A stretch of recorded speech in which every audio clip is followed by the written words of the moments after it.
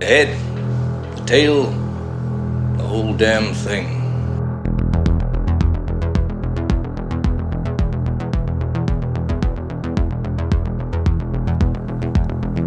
Hello and welcome once again to The Head, the Tail, the Whole Damn Thing with industry professionals Mike D. McCarthy and James Knight. Today, we're going to take a look at It Follows and Smile 2. Interesting combination there. It Follows was a very original film. I liked it. I thought it was good. I'm sure they'll give it a 9, just like always. But Smile 2 is like a 2, so I don't know. Did it really up the ante more than, say, Alien to Aliens, which is Alien 2, or is it just like a rehash of the same old thing? Let's see what the boys have to say about it. Hey, brother. Hey, how you doing? Good. It's pouring rain, and I came home to a leak in the bedroom that had soaked one of my pillows. Shit. Oh, like right over the bed? Yeah. Oh, God. I mean, not like a leak anywhere is good, but it's not like you can just throw a bucket under it for the night. No, I mean, I could put a bucket on my head, I guess. Sure. My sleep number is doop, doop, doop, boop, bloop. But, I mean, the good news is that it is not currently dripping because it has slowed down to sprinkling at the moment. It was pouring rain. We got like 2 inches in a couple of hours. But yeah, so I had to also go around and scout around the house with a flashlight looking for potential other leaks. Did you find any other leaks? No, that's it. Yeah. Well, that's good. I mean, you don't want unwanted drips. Do you know what I'm saying? Yeah, I've had a few in my life. Sure. Well, a shot of penicillin will clear that right up. Generally. Most of the time. Couple of doozies on the radar for this evening's show. What do you think about tonight's little pieces? We've got a little anxiety-ridden double feature here. Completely. Everything's a metaphor. Yeah, totally. Did you watch them all in one day? And did you feel like, I don't know if I should go to sleep right now? I spread these out, actually, a little bit, because we will be talking about Smile 2, and I have to admit, I had yet to see Smile 1, so I had to go back, see that one, and then I watched Smile 2 a couple of times. I had seen the classic movie. Can we call it a classic? It doesn't seem like it's that old, does it? What do you mean, Smile? No. It Follows. Well, it's 10 years. It's not a classic. Yeah. But that's kind of my unwritten rule for, like, using the older film is it should be 10 years or older. 10 years? It has been 10 years since It Follows came out. I guess it is, I mean, of 21st century horror, it's one of the best ones that comes to mind immediately for me. So you're playing your card right now and saying that you hated it. Yeah, sure. Well, you know what? Here's a movie that sucks. Moving on. No, I mean, the general consensus, the reviews on It Follows are all pretty much positive, at least from the critics. Yep. And mostly from a lot of fans. I think a lot of people nowadays consider this one of the best recent horror movies, even though it's 10 years old. It's a bit of a sleeper. It falls in the realm of Saw for me. It's a low-budget movie that surprised the shit out of me. Yeah, watching it again this time, absolutely wonderful job of doing a lot with a little. Should we just go right into it? Let's do it. All right. It Follows, 2014, directed by David Robert Mitchell. To be young, in your late teens, on the cusp of adulthood, pondering the future and the sweetest mystery of life. Sex. Intercourse. Coitus. Doing it. Banging, screwing, knocking boots, bumping uglies, tapping ass. The nasty. But for our gang, Paul, Kelly, Yara, Greg, Hugh, and Jay, played by Micah Monroe, maybe it's not all it's cracked up to be. Maybe it's a disappointment. Perhaps it's a letdown. Could be you don't feel any different, or maybe you do, but it's not how you thought you would. Then, of course, you've got to worry about sexually transmitted diseases. Herpes, warts, AIDS, gonorrhea, syphilis, the clap, the sting, the drip, ditch itch, the underwear sourdough starter, and crotch crickets, just to name a few. But our gang isn't worried about those STDs because they've got to deal with a sexually transmitted demon that just keeps coming. Turns out this slow-walking invisible entity likes to hitch a ride on the Wild Thang Express. And when Hugh's train pulls out of Jay's station, it begins its slow walk to lay her down for good. Will Jay and her friends outwit the entity? Can they outrun the entity? Or, like the looming shadow of adulthood and old age, will it eventually come upon them all? It follows. Bravo, sir. Bravo. Thank you. Yeah, what do you think of It Follows? Like I mentioned, this is a low-budget film that does everything it's supposed to do and does it right. The camera work is fluid. This movie has an edge to it. I love the soundtrack, which is very 80s. This feels sure like an is. 80s movie. Like, if you didn't know this came out in 2014, you could easily place it back in the 90s or the 80s, for sure. It is very tough to put this movie on the timeline. You know, there is, I think, one cell phone, maybe a couple of other ones, but there's only like one I feel that's really featured at the very beginning of this. Later on, one of the characters has like a e-reader, very odd, unusual looking e-reader that they're constantly reading off of and dropping little nuggets into conversation. I believe that's a shell phone. Oh, it is. Indeed, but she never makes a call on it. No. All she does is read and use it for a flashlight, and it looks like a compact, and it also looks like a shell. Yeah. It's a weird little thing, but it's just one more example of hard to place, right? All the cars that people are in this are old cars. I think Greg drives an old Oldsmobile station wagon. Hugh and Jay take out like a 75 or 76 Plymouth Grand Fury. Absolutely beautiful.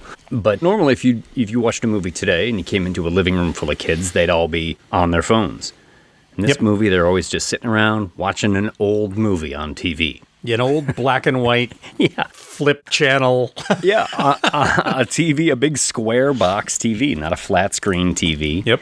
Yeah, this movie is purposely placed in like a non-existent time frame. And I believe Robert David Mitchell, which, I'm probably just going to keep saying over and over because it's 3 first names.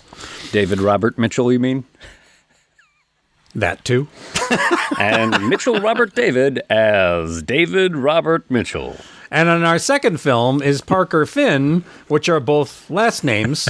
So we could take his 3 first names and then the 2 last names for film 2, and we could create 6 different directors. Parker Robert Mitchell presents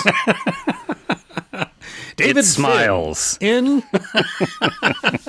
So yeah, he purposely sort of put it in an unnameable world time frame, very successfully too. Yeah, because he didn't want to date it. And it does a really good job of not being dated, even though you sort of just feel like it's an 80s or 90s movie. Yeah. He's a great director. I've met him. I've worked with him. I worked with him on his second film, which was Under the Silver Lake. Under the Silver Lake, right? Yeah. I haven't seen that one, actually. It's a wild movie. Yeah. I'm hoping I get to work on the sequel. They have announced there is a sequel. To It Follows. To It Follows, called They Follow. And I'm hoping I get a chance to work on it. I will certainly be putting in a bid, and we'll see how it goes. But yeah, he's a good guy. He's a great director.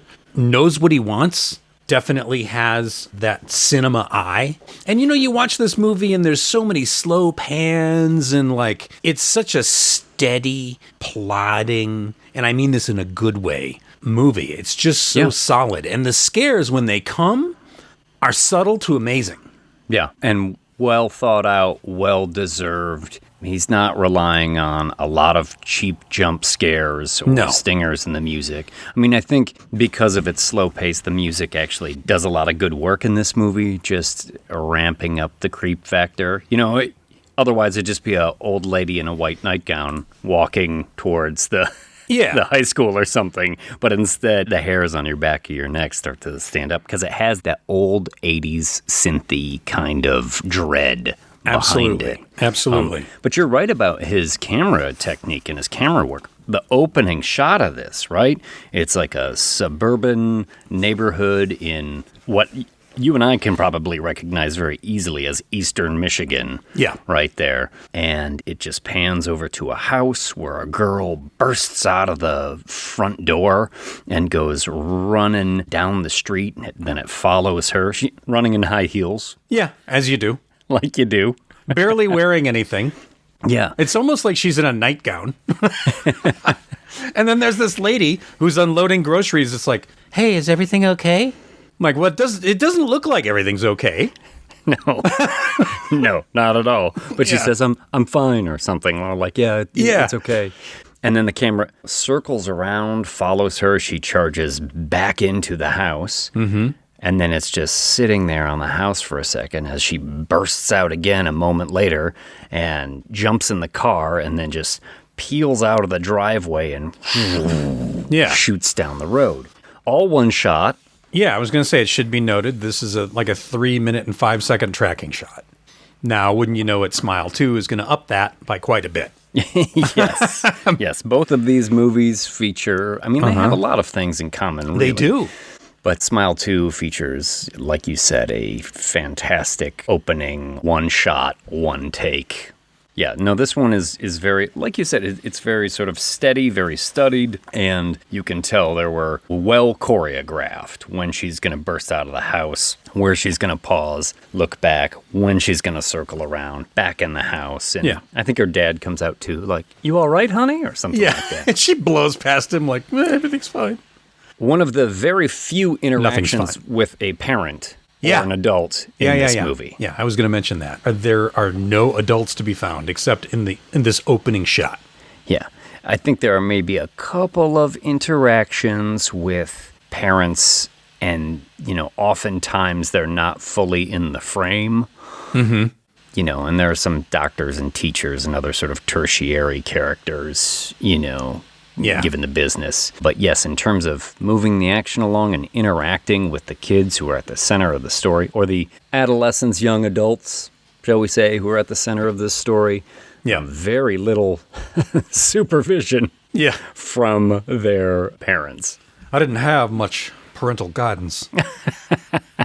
That's my Nicolas Cage doing Elvis from Wild at Heart. You're welcome. Nice.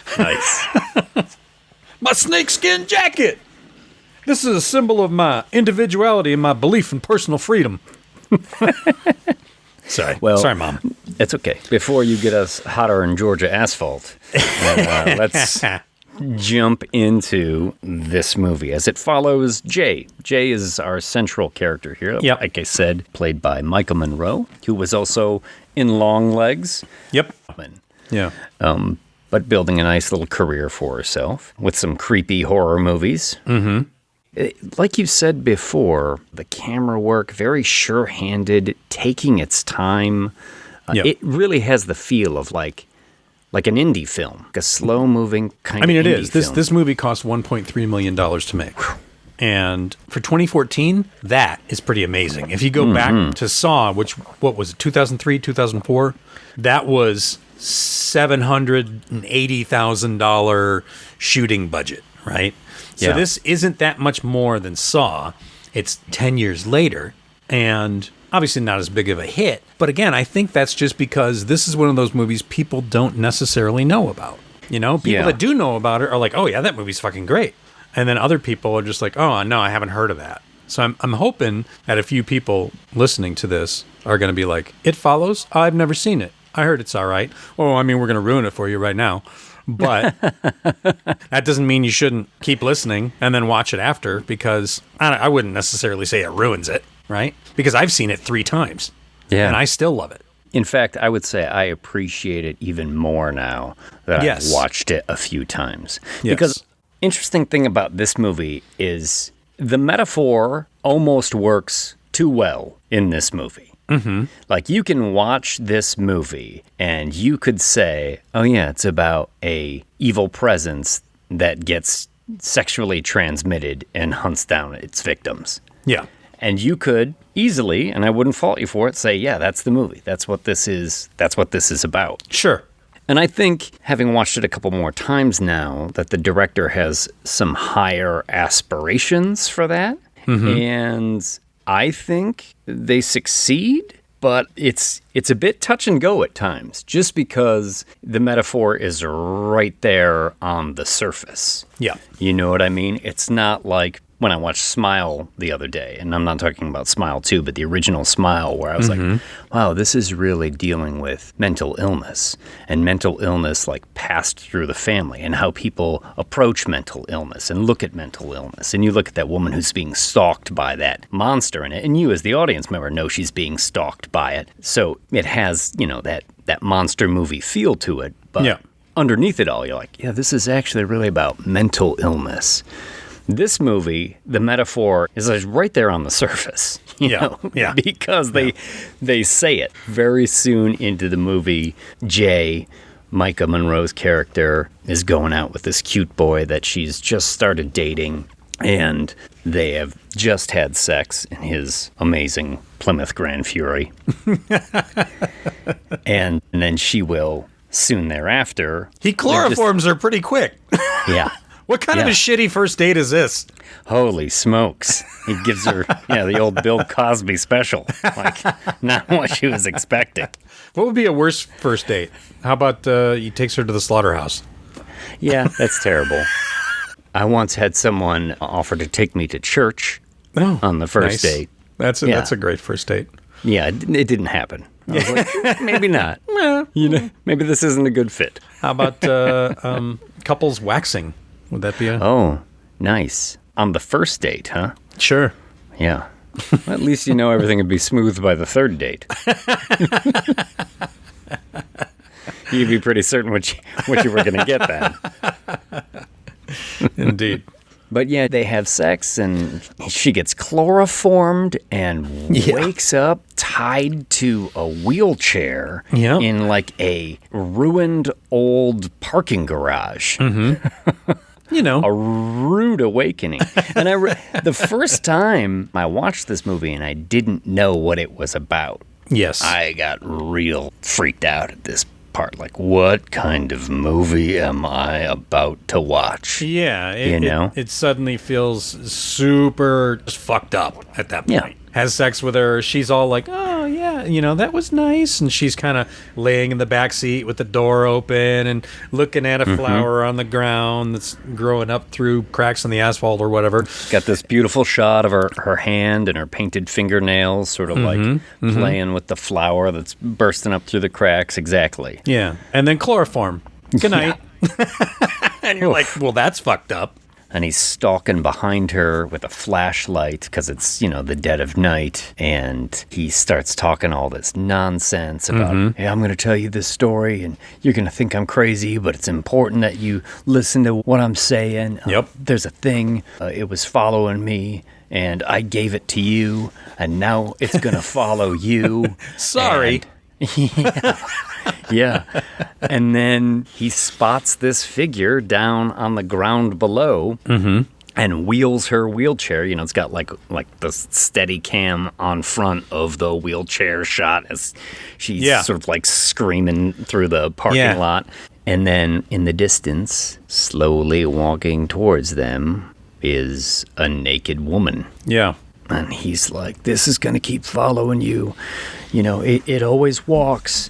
Never be in a room that doesn't have more than one exit. It's slow, but it's not stupid. And then wheels her out of there and then essentially dumps her on her front lawn in her underwear before he pulls out screeching off. Why didn't she get dressed in the back seat? When she was getting drove back, I don't know. Is she still tied up? No, I don't think she is. I think she's just dumped out. Listen, man, it's Michigan. It was a pretty traumatizing event. Yeah, he just had her at a dirty parking lot. Have you ever given anyone a dirty Michigan parking lot? No. Is that a deviant sexual position? Like a rusty trombone or a Cleveland steamer? Yeah, or a Texas tea kettle or Tennessee lap dance. The old Florida panhandle. The New Orleans beignet. Why do so many of them have like regional affiliations? Like city or state? Because, everyone does it differently. The Lake Ontario brownout. That's when you shit on someone and use their jean jacket to wipe it off with. Oh my God. That's not a I just made that up. That is not a thing. But it might be a thing somewhere. I hope that's not a thing. I just mentioned it on the internet, so I think I conjured it into reality now. You turned it into a thing. Oh, God. Now the AI knows. Oh, shit. Anyway, but yeah, when he drops her off on the lawn, it's interesting. And just cycling back to what I was saying before, that this metaphor rides on the surface. And I know there's a lot of people out there that just consider this a movie about a sexually transmitted demon or entity, Yeah. That is stalking the people. But really, on some multiple viewings, he's really trying to showcase like a loss of innocence and a transition from being a kid to being an adult.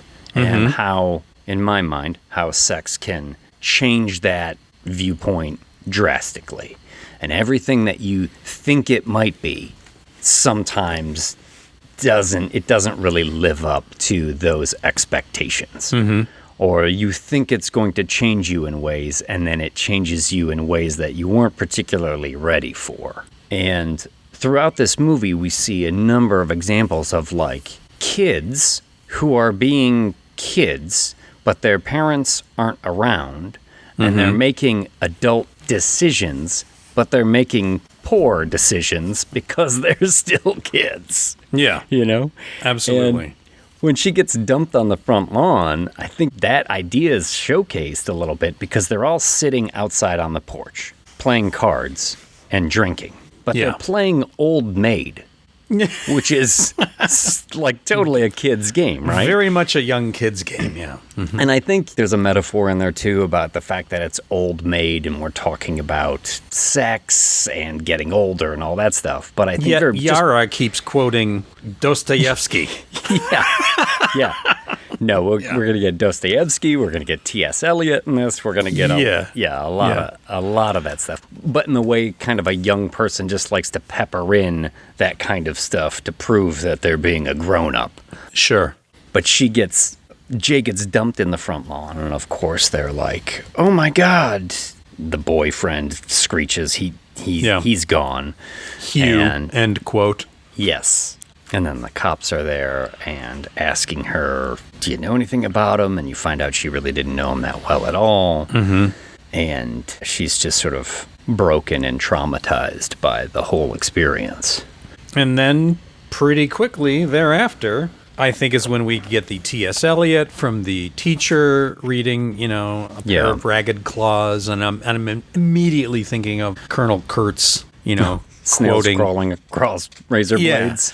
But Kurtz also does the ragged claws line as well. Does he really? He quotes that does. from that's Love Song of J. Alfred Prufrock by T.S. Eliot. Yeah. A little bit. Way to go, Brainiac. Hey. I like that poem. You know what I saw in this movie? A lot of boobies. There's not a lot of boobies, though. No, I guess there are some boobies. No, there's quite a few boobies in this movie. Yeah? Oh, well, yeah. You're a regular Joe Bob Briggs. Not as many boobies as an Uwe Boll film. It's not like he's got boobs on the timer. It has been 7 minuten. Val's breasts. We have not seen the breasts in quite some time. By the way, join the Patreon. You can see our Uwe Boll bit with House of the Dead in our commentary, which is pretty great. Not the whole damn thing. Yes. So after the T.S. Eliot and the teacher, that's when she sees the very first iteration of the ghost. Well, probably the second time. right? I'm just going to call it a ghost. It's not a ghost. It's like you said, it's like a ST demon. Yeah. I've seen it referred to as the entity as well. Yeah. So this entity it's a form of an old woman that looks like she's just wandered out of a nursing home or a hospital and just slowly plodding towards her. She is certainly misplaced. Like, this old woman does not belong on the high school campus. She's just wearing like a white shift or something and slowly making her way towards her and into the halls of the high school. And interesting to note, did you notice how often the entity is always in white? Sometimes it's naked, but it is almost always wearing white in this movie. I guess I didn't, but that does lend it to a trigger because sometimes there are people in the background that are walking towards the camera that are not the entity that are also wearing white. I remember clocking at least 2 of those. You know, it's another interesting thing about this scene in the high school and some other of these scenes like with cars and stuff is he is directly sort of mimicking some shots out of Halloween. Oh, really? Yeah, when Jamie Lee Curtis is in the classroom and she looks out the window and she sees the shape Michael Myers across the street next to the station wagon. If you watch those 2 scenes back to back or simultaneous next to each other, they're real damn close. Even with some of the camera movements. Like, I think Carpenter's got like a sort of a sweeping come around sort of pan. Yeah. And I think David had like a 360 come around, which he does a lot. Which was good. I like I said, the fluidity in the camera work in this movie is great. And I was hoping it was shot on film, but it was shot on digital. But I mean, that's going to make it easier for them to do the digital stuff because there's a little bit of digital stuff. There's not a ton of effects in this. No. My buddy Robert Kurtzman, who was the K of K&B, good friends. I've known him many, many, many, many years since the original From Dusk Till Dawn. And he did this movie. And I chatted with him briefly about, like, you know, the girl on the beach is just, she's buried in the sand and there's a fake leg sticking up out of the sand that's broken backwards with the red high heel on it. Really, really effective. But it is a nice, easy way to pull something like that off. We didn't even talk about that first gag, right? The girl who we had seen run out of her house and take off down the street has a sort of tearful conversation with her father on the cell phone and says, like, I'm sorry, I treat you bad sometimes. And then, wow, it cuts to her in the morning. Yep. She's been killed and her leg is completely broken backwards at the knee. And there's that, the high heels that you're like, why are you running in heels very prominently, like on that foot there? That's like, because that's cool. What you want in that shot. That's why she was wearing them. Yeah, and I think the director has even come out and said that he knows that's ridiculous for her to be doing that, yet it is also sort of an 80s horror movie trope, which he was trying to mimic at times. Like I said, Halloween. He's mimicking Halloween in a lot of different shots with the camera movement and the way things are laid out in the frame. Well, and you look at this movie, it's like Midwest suburbs indie horror film with the kids. It has got a lot in common with that vibe right from the beginning, too. Absolutely. It's chef's kiss when it comes to that kind of shit. Yeah. So after she is freaked out by the old woman and runs out of school, then we get a little conference with the friends where Paul, who has had a crush on her for a long time, is like, I could stay over at your house. And at first both the sisters are like, no. And, you know, Paul... I don't know if it was the second or third time I watched this movie, I started to think, like, is there any way I can make Paul the real villain of this movie? Because Paul is an idiot. He just wants to get in her pants. I nicknamed Paul Just the Tip. That's what I was calling him by the end of my last watch through. I was like, yeah, good old Paul Just the Tip, whatever his fucking last name is. Yeah. He definitely seems like he just wants to kind of worry it in there wherever he can. Yeah, he's like, you know, and he even mentions it a couple of times. You know, you could give it to me. I want to help. And I'm thinking, of course you want to help. We all want to help, Paul. Yeah. But then at some point in the movie, I'm like, still, Paul? Even after all this? Still? Yeah. Really? So to save you, I have to have sex with you? Oh, well, you know, I mean, I am totally willing to help you with that. Yeah, but it might kill you. And to the earlier point of they are young and on the cusp of being adults, you make a lot of dumb fucking decisions when you're that age. So I can believe that he totally would be like, yeah, I know I've seen what I've seen and felt what I felt. You know, this thing is real and I believe it. But it's still worth it to try and get in your shorts. Yeah, absolutely. Speaking of getting in your shorts, what about the voyeuristic neighbor? Oh, yeah. Are you talking about, like, the little boy? The little boy who's watching her in the pool, the world's dirtiest pool. She's fucking skimming a pool. It's an above-ground Michigan pool, which is already shitty. And she's skimming it with a leaf skimmer, pulls out one leaf, then gets in, and they do this overhead shot where they're looking down, and you're like, Jesus Christ, when was the last time you fucking vacuumed this pool? Was it, like, a month ago? I love that this movie seems to have such a lack of polish in the set and art direction and costume and the characters. It feels very real, very grounded. Yeah.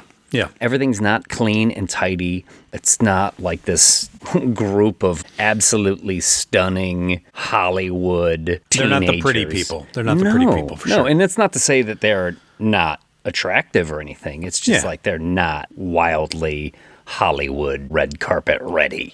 No, it has a solid Midwest feel to it. But to your earlier point about the pervy little boy, it's one of those other instances where I think the director is pointing towards this sort of loss of innocence. Like, that little boy is a little perv, right? But he doesn't creep me out in any way. He's just like a 10-year-old looking at this beautiful 19-year-old or whatever and trying to sneak a peek. I think even once he sneaks up to the bathroom window and that's when the bathroom window gets hit by a red ball, which is one of those jump scares, right? She's standing there. It's a quiet scene. She's already had sex with Hugh and she's seen the entity at this point and she's a little freaked out. Yeah. And she's kind of examining herself in the mirror, and then bang, all of a sudden, a red ball slams into the window.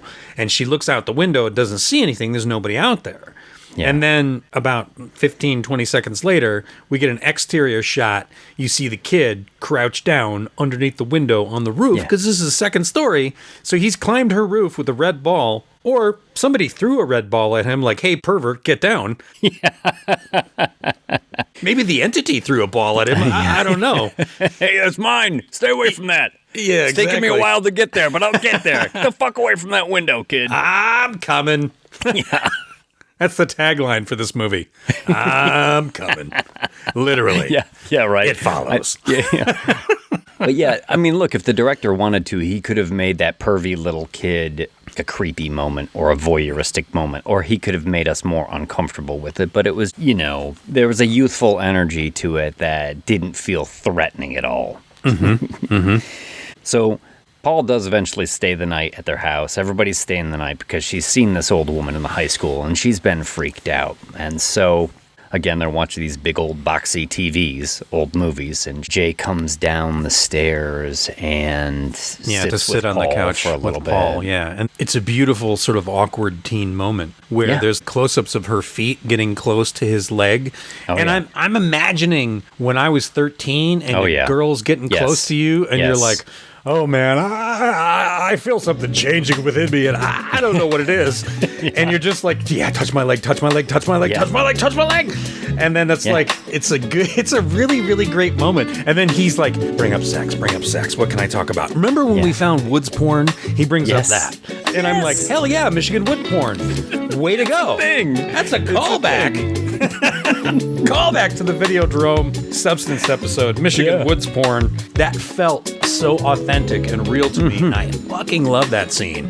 Well, in those moments, just as you were saying, it brought me back too to like when you're young and your elbows touch with the girl or the boy or whoever your partner is, and then that becomes the absolute center of the universe. Yeah. Like, there's no way I'm moving my arm from this position because I'm not going to break this connection even for a second. Absolutely. In fact, I might push just a little bit harder in the direction to see if maybe this is an accident and you pull back. If not, then we have complete connection and this is good.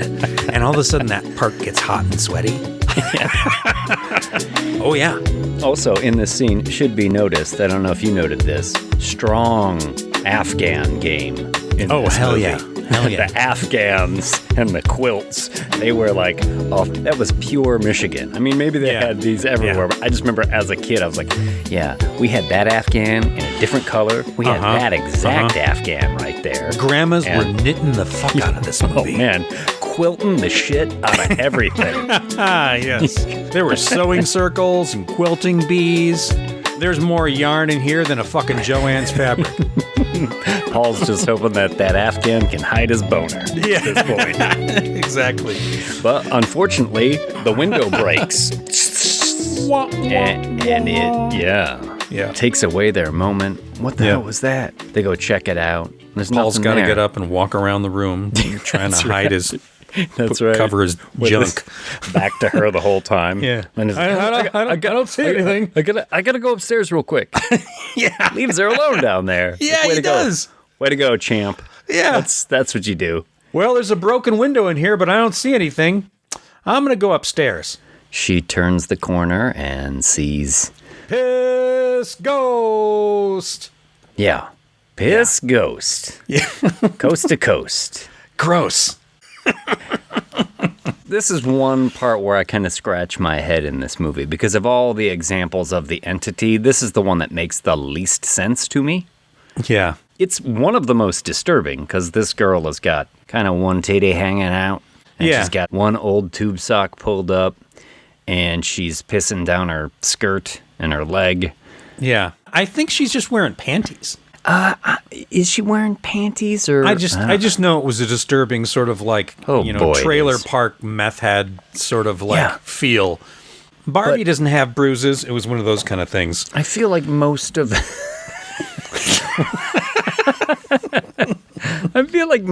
the time when you see the entity, it isn't reacting to the environment that way. It's not pissing down its leg and looking quite so... Because it will take on a myriad of forms throughout this movie. But it is frequently naked. It's naked or it's wearing white. Yeah. Which we'll see here in just a second. As she freaks out, she runs upstairs, she locks the door, all her friends are there. And then another knock on the door, and it's the friend who likes to read Dostoevsky on her shell phone. Yes. Go ahead, you can open it up. And they open the door, and it is her friend. Yeah, it's good. Stepping right behind her is that lurch-looking motherfucker. Holy shit, that dude is like 7'5" with no eyes. That wearing a white t-shirt, and he's just that's a good scare. That is a great scare. The way he just comes out of the blackness is this, giant white insane. And has to kind of stoop under the door jamb to get in the room. And that's when you realize nobody can see it but her. Yeah. Even though it's been mentioned before, but nobody can see it but her. Yeah. Good. Again, Smile is the same way. Yeah, she gets the fuck out of there. There's a balcony there, and then onto the rooftop, and then out the house, onto a bike. Bursting out of the house a little bit like the first girl in the very beginning of the movie. Sure. Busts out of there and bikes to a park where the rest of her friends will find her in just a couple of minutes. Kind of sits in the middle of the park with her back to a big open space, and I'm like, what are you doing? Yeah. Don't just sit there on a swing set. You got to have your head on a swivel, girl. Yeah. You don't know when this thing is coming. I mean, maybe it was just because there's exits in every direction, and she could... Yeah. But you're right. She does just kind of sit on the swing for a little bit. I think I might spin the merry-go-round and have a seat. And just keep on there. Get dizzy and throw up. So everyone shows up. That's when the cool kid who saw her come out of the house, who was sitting in a car, probably smoking a J with a chick. Smoking grass, I'm pretty sure. Well, I mean, we don't know what time it is. He might have been blowing a doobie. Toking on a reefer. He was having a bit of old Toby. He's not from the fucking Shire. A little of that jazz cabbage. Yeah, he was looking forward to getting his hobbit greased. All in due time, Greg. But he decides, hey, he's going to help. And how can they help? They're going to track down Hugh. In quotation marks. In quotation marks, Hugh. Yeah. Oh, I know where he lives, I think, she says. Or he showed me the outside of his house once. So they drive to this abandoned house outside Detroit. Yeah. Another pure Michigan moment here. Totally. Hugh's been crashing there with his Playpen magazine. Yeah. And wadded up tissues, which Paul discovers. Paul's there because his porn detector is like... Yeah. Let me sit down on this mattress and just flip through these magazines. I'm pretty sure that was Beaver Hunt, even though it said Playpen on the front. It was definitely that. You recognize the photographic style? I did. Yeah, it was like Polaroids of like women in trailers by themselves, taken by their old man. Pull up your shirt. There you go. And there's just a bunch of like dirty Kleenex on top of the magazines that he kind of just like brushes off. Like, come on, Hugh, if that is your name. Listen, if you were 17 and found a big stack of porno mags, and you're like, all I gotta do is brush off this Kleenex. Zoom zoom and my boom boom. Yeah. Just shake those Kleenex off there. Yeah. And that's where they find. There's a picture in one of them of Hugh with another girl, and I recognize the varsity jacket that she's wearing. Oh, it's Landon High or whatever it was. Yeah, they're off to the high school to find this character. And they go to the office, they register, they find his address, and approach his house. Knock on his door, and his mom's like, "Oh, sure." Yeah, come his on name's in, not kids. Hugh, it's something else. Jeff, I think. Of course, it's Jeff. Yeah, way to go. Just another fucking Jeff. I slept with Hugh because I thought it sounded exotic. Maybe British. But Jeff. But Jeff is there, and it's actually a remarkably calm conversation. It is. I kind of expected this big confrontation, but he's like, "Hey, no, sorry. I mean, I gave it to you, and you've got to give it to someone else. It should be easy for you because you're a girl." And Paul's raising his hand quietly in the back. Not now, Paul. I just saw the magazine upstairs, and I'm wondering, are there more of those? Do you have a subscription? Do you happen to have the latest issue? Swank, maybe? I'm more of a swank guy myself. I'm a wee guy. Yeah. Which is French for yes. Shaved? Get any shaved? Do you have butt cake? Yeah. I'm not like I'm into cake or anything, but I'm just curious. Do you got butt cake? I'll take a big uns if you got big uns. I was on the subway platform once. I saw fish and grits. I wasn't sure what was in there, but it looked intriguing. A southern staple. I do say, my good man, some fish and grits up on here. I declare, these big uns are giving me the vapors. If I told you you had a beautiful body, would you hold it against me? Oh, the southern gentleman. It's been a while since I had the southern gentleman. You got a tip of the hat, a mid julep, and a hand job. Oh my goodness. But Jeff says, yeah, you can get rid of it. You're a girl. But also, look, I'm still seeing this thing. So, if it kills you, then it's going to come right after me. Yeah. Gives them a little rules dump of how this all works here. Exactly. Well, thanks, Jeff. Yeah. Or Hugh. And Jeff also gives them the idea like, hey, look, remember, this thing just walks. It's slow. So if you can get far enough away, maybe you can clear your mind and figure out what you want to do. And so... Can it get on a plane? I mean, could you just fly to Europe and you're good? Well, it would need a seat, I think. Mm-hmm. Strangely enough. We haven't exactly got there yet, but we're about to.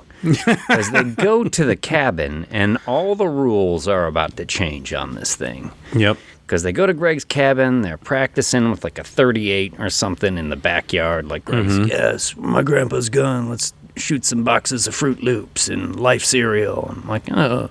I mean, it looks like cool. fun. Also, hey, pure Michigan. I'm like, yeah, let's go to the cabin by the lake and crack out a couple shots on a pistol. Totally. Yeah. Greg's got peace cells, but who's buying on cassette? No, totally.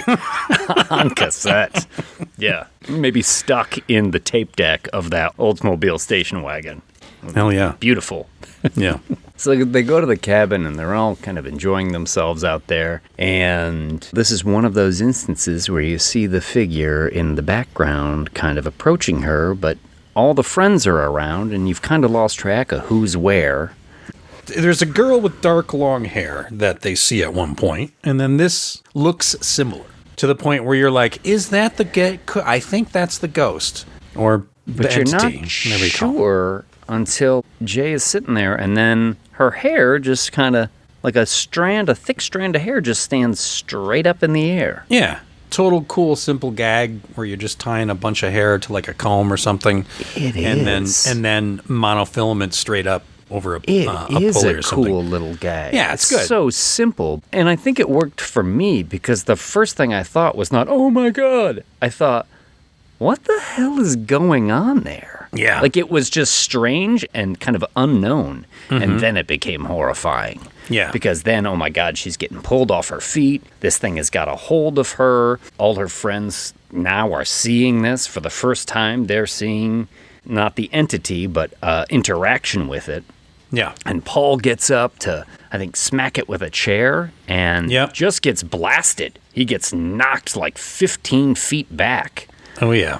And that's when you realize, like, holy shit, this thing has a physical presence. It's not just a ghost. Yeah. It has a physical shape. It can be touched. It can be felt. Jay gets away. She goes into the boat shed or whatever where they have the handgun. She brings it out. She starts cracking shots at this thing. Yep. And hits it. Boom. Right in the neck. Good shot. Boom. Goes down. Looks like a good little digital blood gag. Quick and simple. And then it gets right back up. Oh, shit. Oops. Get in the boathouse, lock the door.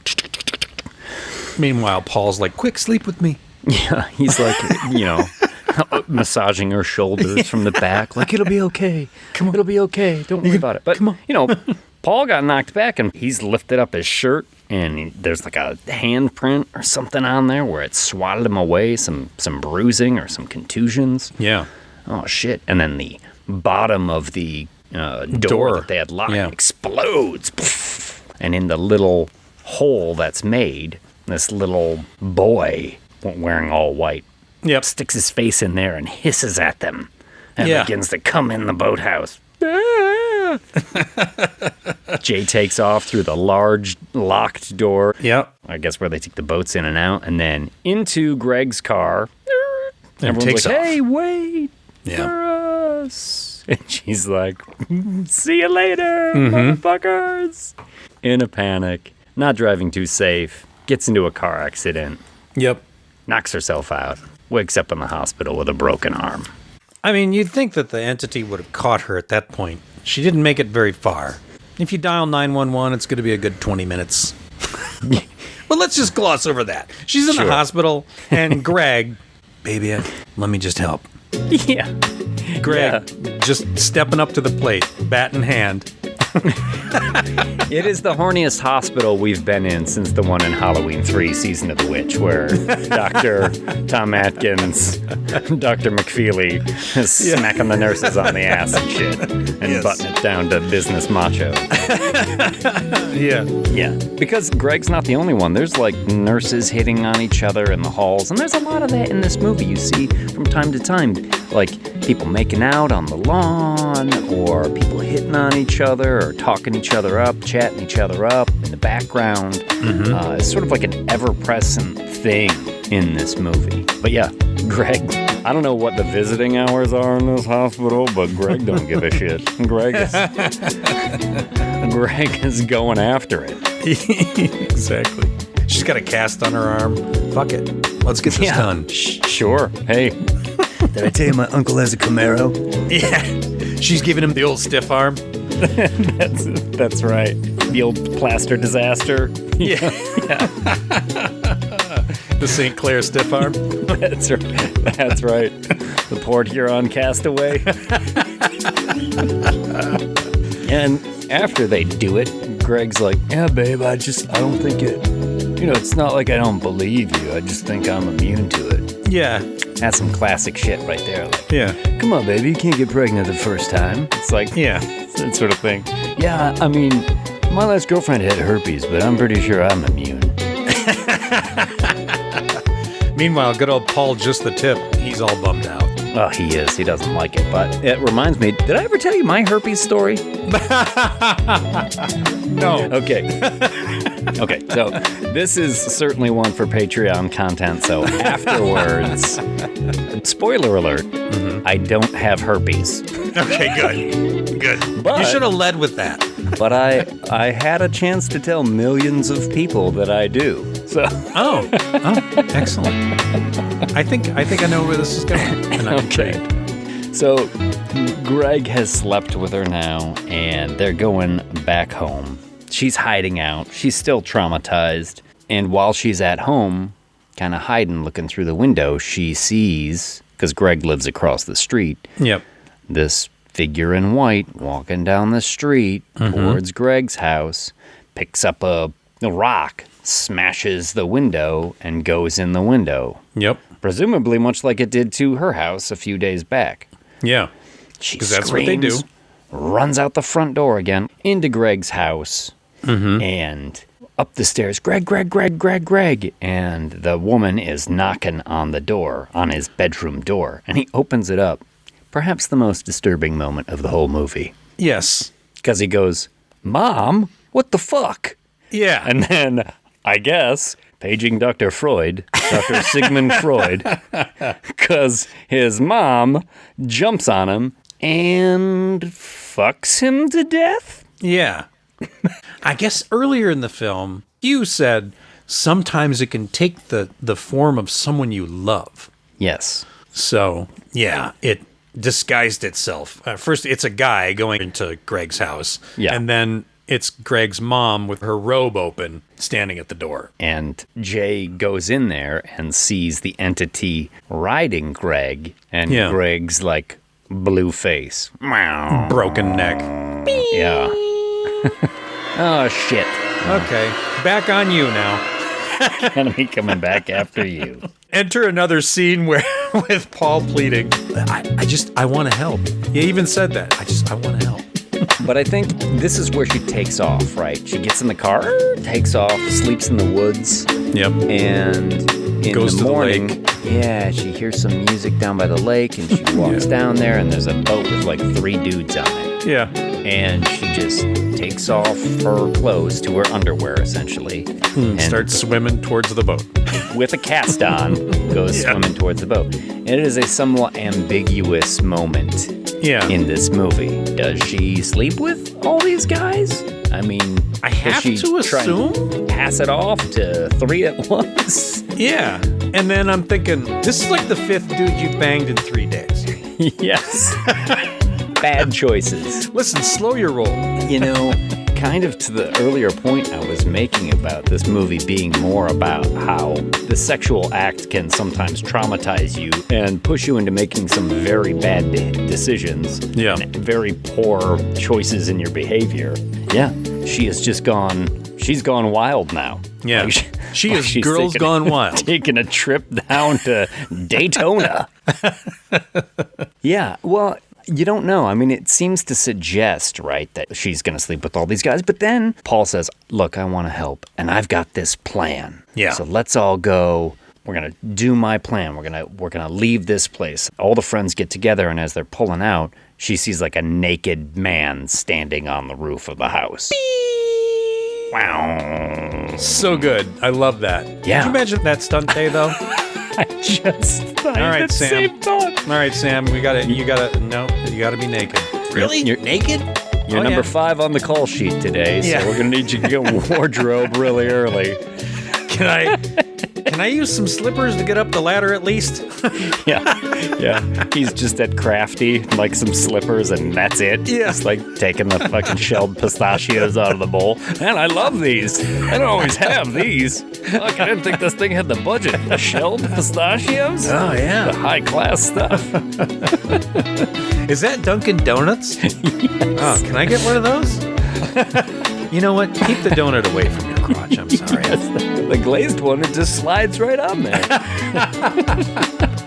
All right, we're going to need you to get on set now. You just want me to stand naked on the roof, huh? But I would say, just timeline-wise, if we were really tracking this, that would mean that if she did sleep with the guys on the boat, that this thing had Killed caught all up three to of them and killed them. Or in at least 24 hours. Yeah. Yeah. So they go to this indoor city pool in Detroit, which is where this plan is going to take place. Yeah. Can we talk about how dumb this plan is? It's not a good plan. Let's put a lot of electrical things around the pool, and then you get in the pool, and then we'll knock the electrical things into the water and electrocute it. But you got to get out. Yeah. I love how dumb this plan is. Yeah. Again, to the kids on the cusp of adulthood making stupid decisions, I was like, this totally tracks. Absolutely. This is the kind of stupid plan. I'm a little surprised that they didn't give him a lot of shit about, like, that was your plan, Paul? That was your plan? Yeah. Because they've got, like, hair dryers, lamps, an electric typewriter. They got all this fucking nonsense, too. Yeah, You know, and it's a giant body of water that she's in. It's huge. Well, the entity comes in there. Oh, it's right there. It's right there. She's pointing. Where is it? Keep your finger pointing at it. Yeah. And it starts throwing blenders and radios and TV sets at her. Yeah. And we see that, okay, this plan wouldn't have worked. Yeah. Well, instantly, like the first thing goes, because they've plugged all the stuff in, the first thing goes in there, and they're like, oh, it didn't work. They're like, thank God it didn't work. And it was like, this is a fucking dumb plan. This is a terrible plan. Yeah. And you just fucking threw your Aunt Sue's electric typewriter into the pool. You just ruined all your fucking household electronics. And the entity's just going one by one and just hurling like blenders at her head. And she gets clocked with a couple of things and goes, under the water. And finally, her sister throws a blanket over the entity. Yeah. There you see it, the shape under the blanket. And Paul gets a nice shot in the head. Although previously he was firing at it, he shoots Yara in the leg. That's right. She's sitting there probably with her shell phone. But reading listen, some Dostoevsky. It's beautiful because at least they respect the gun enough in this movie that they know that the bullet goes somewhere if it misses. Obviously, it fills a story beat here, but you watch so many times when, there's movies with a lot of guns and the bad guys are even like standing in a circle firing at a guy, and you're like, that's not how bullets work, man. Yeah. You can't stand downrange of somebody and shoot at somebody in the middle and not fuck each other up. Yeah, this was smart. This was good. It was a nice reaction to have happen in the background. Absolutely. And boom, shoots the entity in the head. Splash, it's in the water now. Oh, Jay's trying to get out. Oh, the entity is still alive. It grabs her by the ankle, and then you get the bullets whizzing. And I'm like, that's a dangerous shot right there. Yeah. You're Paul's essentially just cracking off rounds into the pool. Over your friend's shoulder, trying to hit something behind it. Bullets whizzing, and then it's looking like Saving Private Ryan in there. It is. Yeah. And then he caps it. He does. Puts it down. Oh, she gets out of the pool. Sees a lot of blood in the pool. Good flow of blood in the pool, just clouding the entire screen. Great, beautiful shot. Again, a tribute to David and his directing style. Very cool. You did something similar at Under the Silver Lake. I did an underwater blood gag for him in that show. But yeah, cool shit. And then, okay, is that it? Are we good? Are we done? Paul still wants to help. Yeah, he does. He's been shot down plenty of times, but I guess his handiwork with the 38 finally gets him in there. He's been knocking on that door for a good couple days now. And it's beautiful in a way, too, because they have sex. She wraps a quilt around them, and I'm like, nobody's washing that quilt. Boy, that fucking quilt is just getting dirtier right now. What would Grandma say? It's got Dorito chips, buried in it. Had patches of your baby blanket in it. Now it's got splotches of my baby batter on it, Grandma. That's not something you tell a grandma. That is not. Grandma's gone wild. I was washing your quilt the other day, and I detected the smell of semen. What do you know about that, Grandma? Twinkle in her old eye. Zing! Wow. But it's great, though, because they have sex, and then he says something like, do you feel any different? And she's like, no. Yeah. Do you? And he's like, no. But kudos to that actor, because his reaction is kind of great, where it's like, he wanted to feel different. Sure. And to me, it just reads as like, yeah, I do feel different, just not in the way I had hoped. This wasn't some loving act. You weren't mesmerized by me and didn't fall in love with me, and now I just don't know where we stand. Yeah. It's just awkward, and I think that's great, appropriate, and kind of a real downbeat. But then, pretty much, we're at the end of the movie. Well, I think first they visit their friend who had gotten shot at a poolside, in the leg, and she drops another one of those Dostoevsky lines about how the end is coming for all of us, and it's futile to try and avoid it, and the slow march to entropy, or whatever the fuck she talks about. You think Yara was a lot of fun at parties? Or do you think people were like, oh, Christ, Yara's here? Yeah. I think she strikes me as somebody who's fun before, like, the third beer, and then you're like, oh, my God. Whatever you do, don't let me get cornered by her. Oh, she's talking about Russian agriculture again. Holy shit. Yeah, 100%. And then that's when you get that final shot of them walking, holding hands, and the ending is ambiguous, like, is it coming after them? Did they kill it for good? They didn't. No. Of course not. No, they didn't. And honestly, for me, I am a little unsatisfied by the end of this movie. By the kind of open-end, ambiguous ending of it. It's been such a threat that the ending feels a little unearned for me. And I know I, cited all these examples about how this movie is actually about more than it just being a sexually transmitted demon and stuff. But I think, for me, you have to be really into it, really paying attention, because a lot of the choices that the director makes are very subtle. I mean, they're there, and the storytelling is there, but it's so, in my eyes, overpowered by just how this thing works. Like, oh, who's she going to have sex with now? Like you said, she bangs like 5 dudes in 3 days. Like, who's she going to have sex with now? Oh, it's going after this person now. I got that person. Now it's back to her. That kind of overpowers the sort of larger issue at hand. That's how I feel, at least. What do you think? How do you want to rate this? Copies of Swank Under Paul's Bed.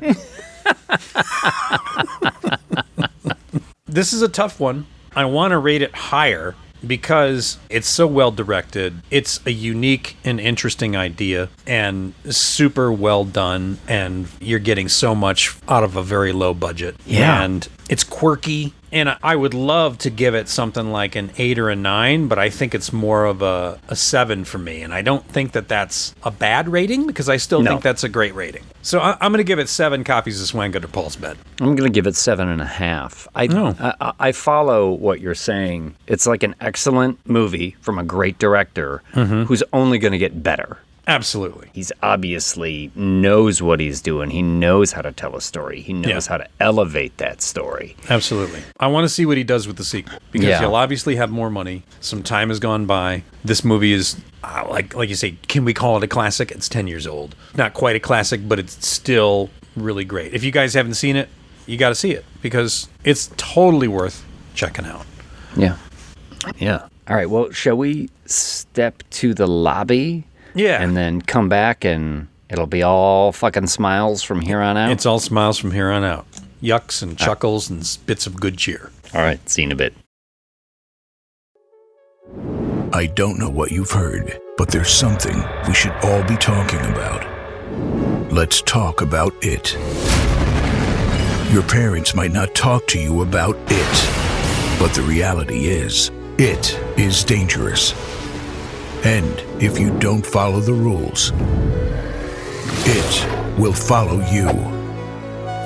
All you can do is pass it along to someone else. If it kills her, it gets me. It goes straight down the line to whoever started it.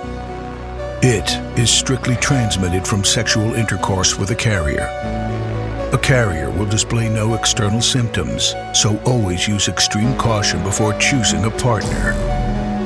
People who contract it often show signs of fear and paranoia. Symptoms also include being eternally followed by a shape-shifting demon. Always keep a distance of at least 40 yards from it and never let it touch you, or you will most certainly die. There is no known cure for it. All you can do is pass it on. So remember to be safe, because it doesn't think. It doesn't feel, and it doesn't give up. It follows. This message brought to you by the Department of Public Health. And we are back from the lobby. Yeah, that was a very interesting PSA. What was that? It came from the iTunes version. It was a little extra that they had. Something they made, obviously kind of cool and different, and kind of like an old newscast or a PSA or something. So I thought it'd be cool to throw it in there for people to listen to. Nice. PSA. Yeah. It follows. It followed. But you know what follows it follows? What? Smile 2, strangely enough. Interesting. These movies are so well paired together. Everyone I mentioned this to, they're like, oh, that's a good pairing. Yeah. We're like, yeah, we know it's a good pairing. That's why we chose it. Because we picked it. We didn't rely on the Discord to put these two together. But actually, no, we did. Oh, the really? Discord did suggest it. Yeah. Oh, well done this time, Discord.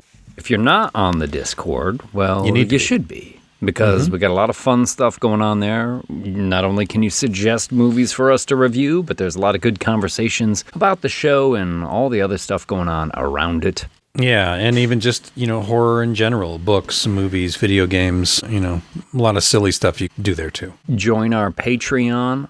You don't even have to join as a paying member of the Patreon to join the Discord. Is that right, Mike? Yeah, all you got to do is join the Patreon and then ask for a link and we'll hook you up. I mean, everyone will frown upon you if you're not a paying member, but whatever. Yeah, if that's how you want to deal with life, then fine. I get it. Be that way.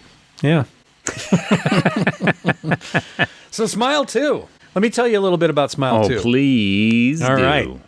Welcome back to the cinematic experience that will leave you smiling, they hope. Writer-director Parker Finn swings for the fences and goes all Nigel Tufnell on us. That's a Spinal Tap reference. By turning this sequel up to 11. Get ready for Smile 2, Dance Party Boogaloo, where we learn that it may take more muscles to frown, but it's decidedly less creepy. This time around, the smile is showing its teeth and more contagious than ever as we follow pop star Sky Riley, who is on her I just quit drugs and I'm not crazy anymore tour. You go, girl. But Sky has a problem. Her back hurts. And so will your zygomaticus major by the time this one's over. That's the smile muscle for those of you not in med school. Sky visits an old friend to get something maybe stronger than Tylenol. We're not judging, girl, we understand. But there's something wrong with old Lewis. Maybe a bit bigger than a cocaine-induced paranoia. Yep, he's got the smile thingy going on. What unfolds is 127 minutes of 43 facial muscles providing a wide array of smiles, from a sly grin to a full and toothy, from smirky to sardonic. There are literally a million different smile configurations, and hopefully only 2 movies. Smile 2, because who needs a happy ending anyway? James, what did you think of Smile 2?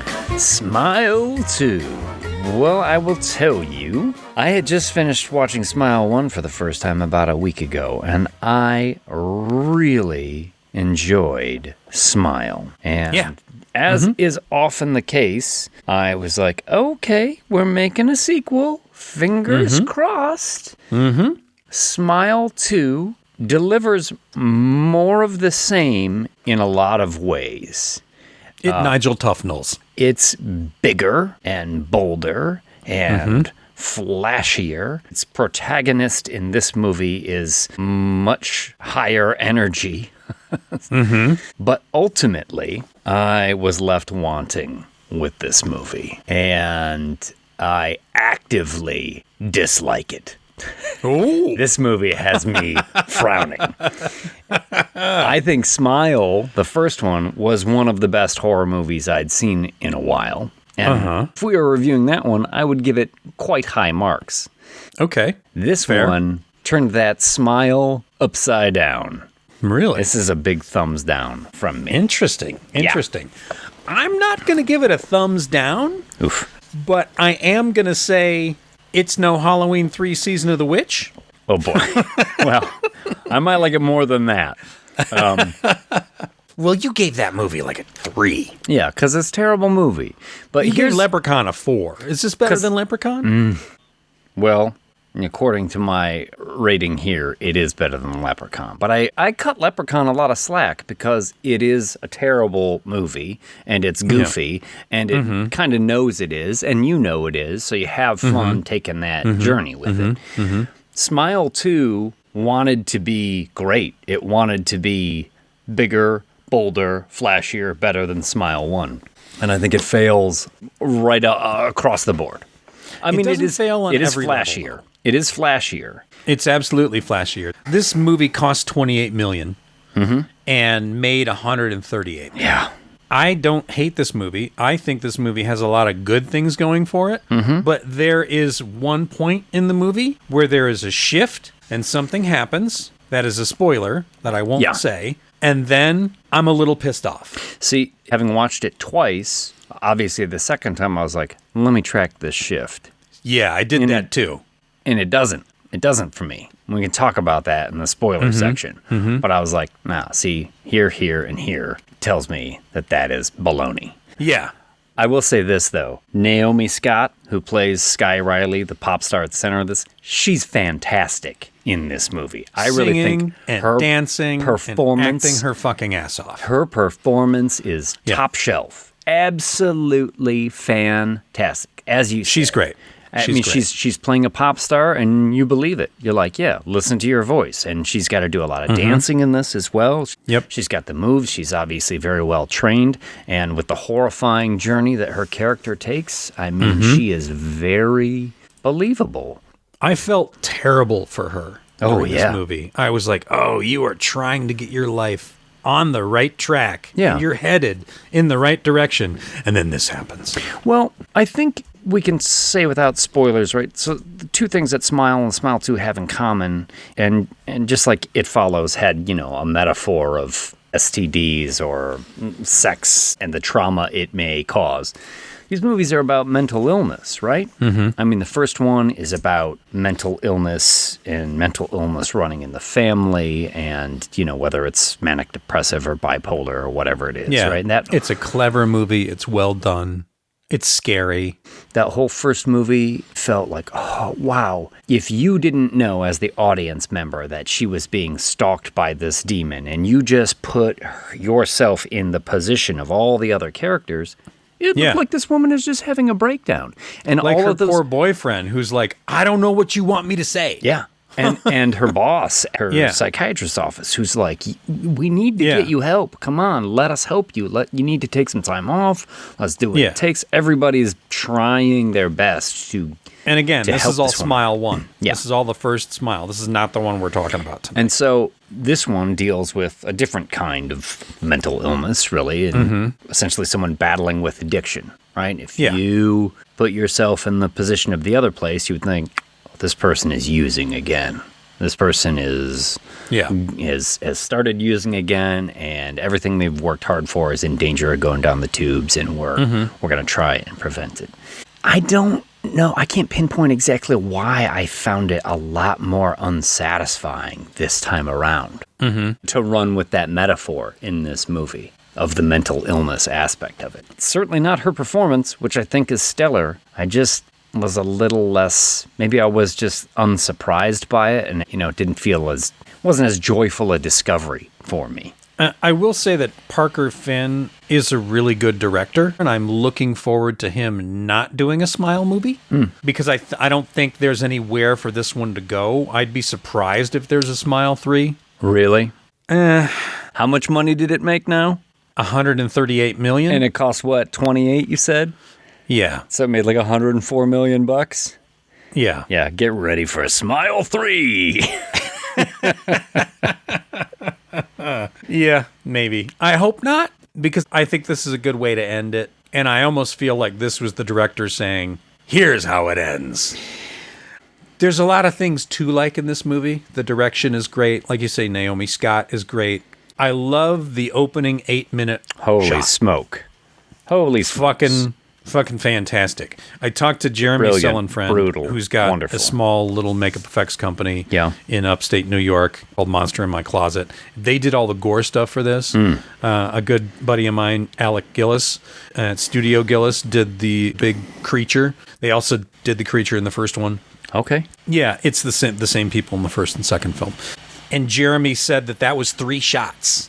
3 shots stitched together to make that opening 8 minutes, which is great. From the car? Just 3, huh? Because Just 3. Yeah. Yeah.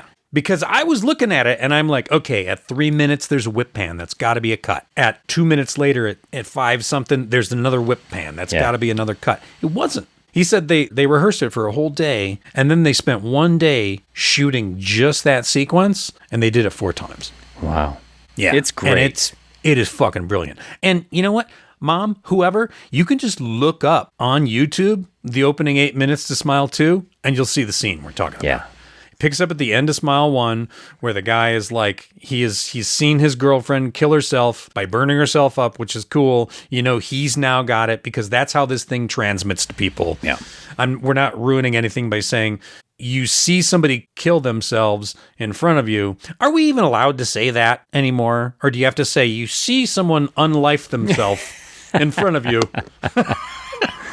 I think the violence that is depicted in this movie is appropriate to use kill because they are more than unaliving themselves. They are violently taking their own lives. His first girlfriend has met with an accident where she lit herself on fire. Yeah. And so he's trying to get rid of this demon by killing a bad guy in front of another bad guy. And this is the opening 8 minutes. Drug dealers trying to pass it on to them. Yeah. Because he knows if you witness somebody unaliving, then it's going to pass to you. Yeah. So the demon survives on trauma, like a parasite. It does. Absolutely. And it goes from host to host by making them kill themselves or someone in front of someone else. So traumatizing someone else keeps this demon, keeps it going, keeps the trauma going. So, again, I love this opening 8 minute shot. There's another sequence in the hospital that is another good wonder as far as the camera continuously moving and keeping the shot flowing. It's got some tricky, fun bits. It's got some great kills. It's got a fantastic scare at one point, which we'll get into. I think I know what you're talking about. Yeah. Yeah. You know, the thing is about the scares in this movie, though, is it is just jump scare, jump scare, jump scare, jump scare, jump scare, jump scare, jump scare. This movie, for me, didn't build up any real sense of dread. It, couldn't hold it in. It would build tension, but then it would blow it. It was so anxious to almost every time he relies just on, all of a sudden, all of a sudden. Did you see? I've got something terrible to show you. Yeah, exactly. And that eventually drove me a little crazy. It's almost the antithesis of Long Legs when we were talking about Long Legs a few episodes back and how that movie was just this creeping sense of dread through the whole thing. But in a lot of ways for me, it didn't work because it was almost too subtle. Just overwhelming dread all the time with no kind of real release. It just wasn't landing. And this is the opposite. Eventually, I got a little tired of it. And then when we got towards the end of the movie, I was like, no, this one's not doing it for me. Yeah, like I said, there's that switch at one point, and then you feel like you've had the rug pulled out from under you. And then I started to really not care for it as much. But how many bottles of Voss water oh my gosh would you give this movie? How many bottles of Voss water? I'm giving this movie 5. This movie 5. Wow. Yeah, I didn't like this movie, man. I didn't. And I can't wait to tell you why. I liked it more than you. I'm giving it 6.5 bottles of Voss water. I chugged 5 of them right away, and I was super excited. And then, my belly was full, and I had to pee a bunch of times. And then I nursed the last bottle and a half. And at the end, I was a little like, oh, man, I've had too much Voss water. Yeah. So I'm giving it 6.5. Yeah, I'm giving this one 5. And, after I watched this movie, I was like, I'll bet a lot of people really, really, really, really dig this movie. Mm-hmm. And looking on Rotten Tomatoes, I was like, well, I was right. Like most critics, most people, like this movie seemed to fire off for them. Well, the first one does it more. I liked it more up until a point, and then I got mad and liked it less. So I probably, because of the technical aspects of how great some of the shots are and how clever some things are, and because I liked one of the scares, and I liked the makeup effects that Jeremy Selenfriend did at his company, and I like the creature at the end, the Studio Gillis thing, which I'll talk all about when we get there. I like all that stuff. I think there's a lot to offer in this movie, but you're right. At one point, you're just like, okay. Well, by the time I got to that, I had been done with the jump scare after jump scare. And, at this point, having seen enough horror movies, jump scares don't really get me anymore, There was one that got me in this one. It's not to say like some of them aren't very well executed, but just the overwhelming nature, just so many of them. I was like, okay. But on the effects note, I did have one specific question, and it's not a spoiler necessarily, but there's a lot of like spurting blood in this movie at times. Sure. I know it all depends, right, on the shot and everything in the budget, but like, is that done mostly with VFX these days, or do we still get, hoses and tubing and things like that? No, it was definitely a mix. That opening shot that we're talking about, when he stabs the first guy, that's digital. Even though they had a plan, Jeremy told me they had a plan. There was going to be a neck appliance on the guy with a patch they would be able to rip off in the middle of the scene that would reveal the wound. But it was a little too wrinkly at times, so they decided not to go with it and just go with digital for the initial knife stab. Okay. But then he shoots the other guy. Yeah. We're not really giving much away because, again, this is the first 6 minutes of the movie. Yeah. He shoots the other guy. That is a live blood gag with a tube going through the couch and up into, he said, one of the ceiling tiles. I think somebody was above the set. No shit. Okay. Pumping blood during that scene. So that all that blood flow was real. Because I thought that too. I was like, wow, this is clever. How did they do that? Was that digital, or are they digitally removing a tube, or what is it? But no, that was just really well crafted and well done, and part of the fact that they practiced it for an entire day and then did 4 takes of it and were successful. Well, to their credit, I will say that's the moment too where I was like, how do they do this? Because that looks so real. Yeah. And I don't know, maybe I wouldn't have even thought that if it was just VFX. But that particular effect made me go, how do they do this nowadays? Yeah. Is this done practically, like blood spurts, or is it VFX? Well, Parker Finn is apparently a big fan of practical effects. And if it can be done practically, he wants it to be done practically. There's some really great makeup effects and really great effects moments in this film that are all practical. And there's a little bit of digital mixed here and there to work it out. And I'll get into that when we get into spoilers. But yeah, this movie has a lot going for it, but ultimately for me, fails. Not as badly as for you. No. Yeah, I may give it less than 5 as I continue to talk about this movie. But let's go into the lobby and then we can get more specific about it.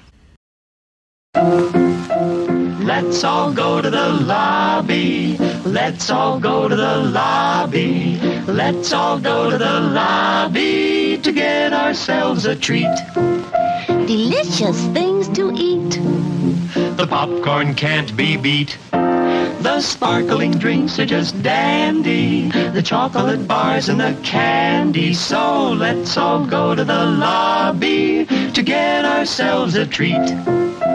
Let's all go to the lobby to get ourselves a treat.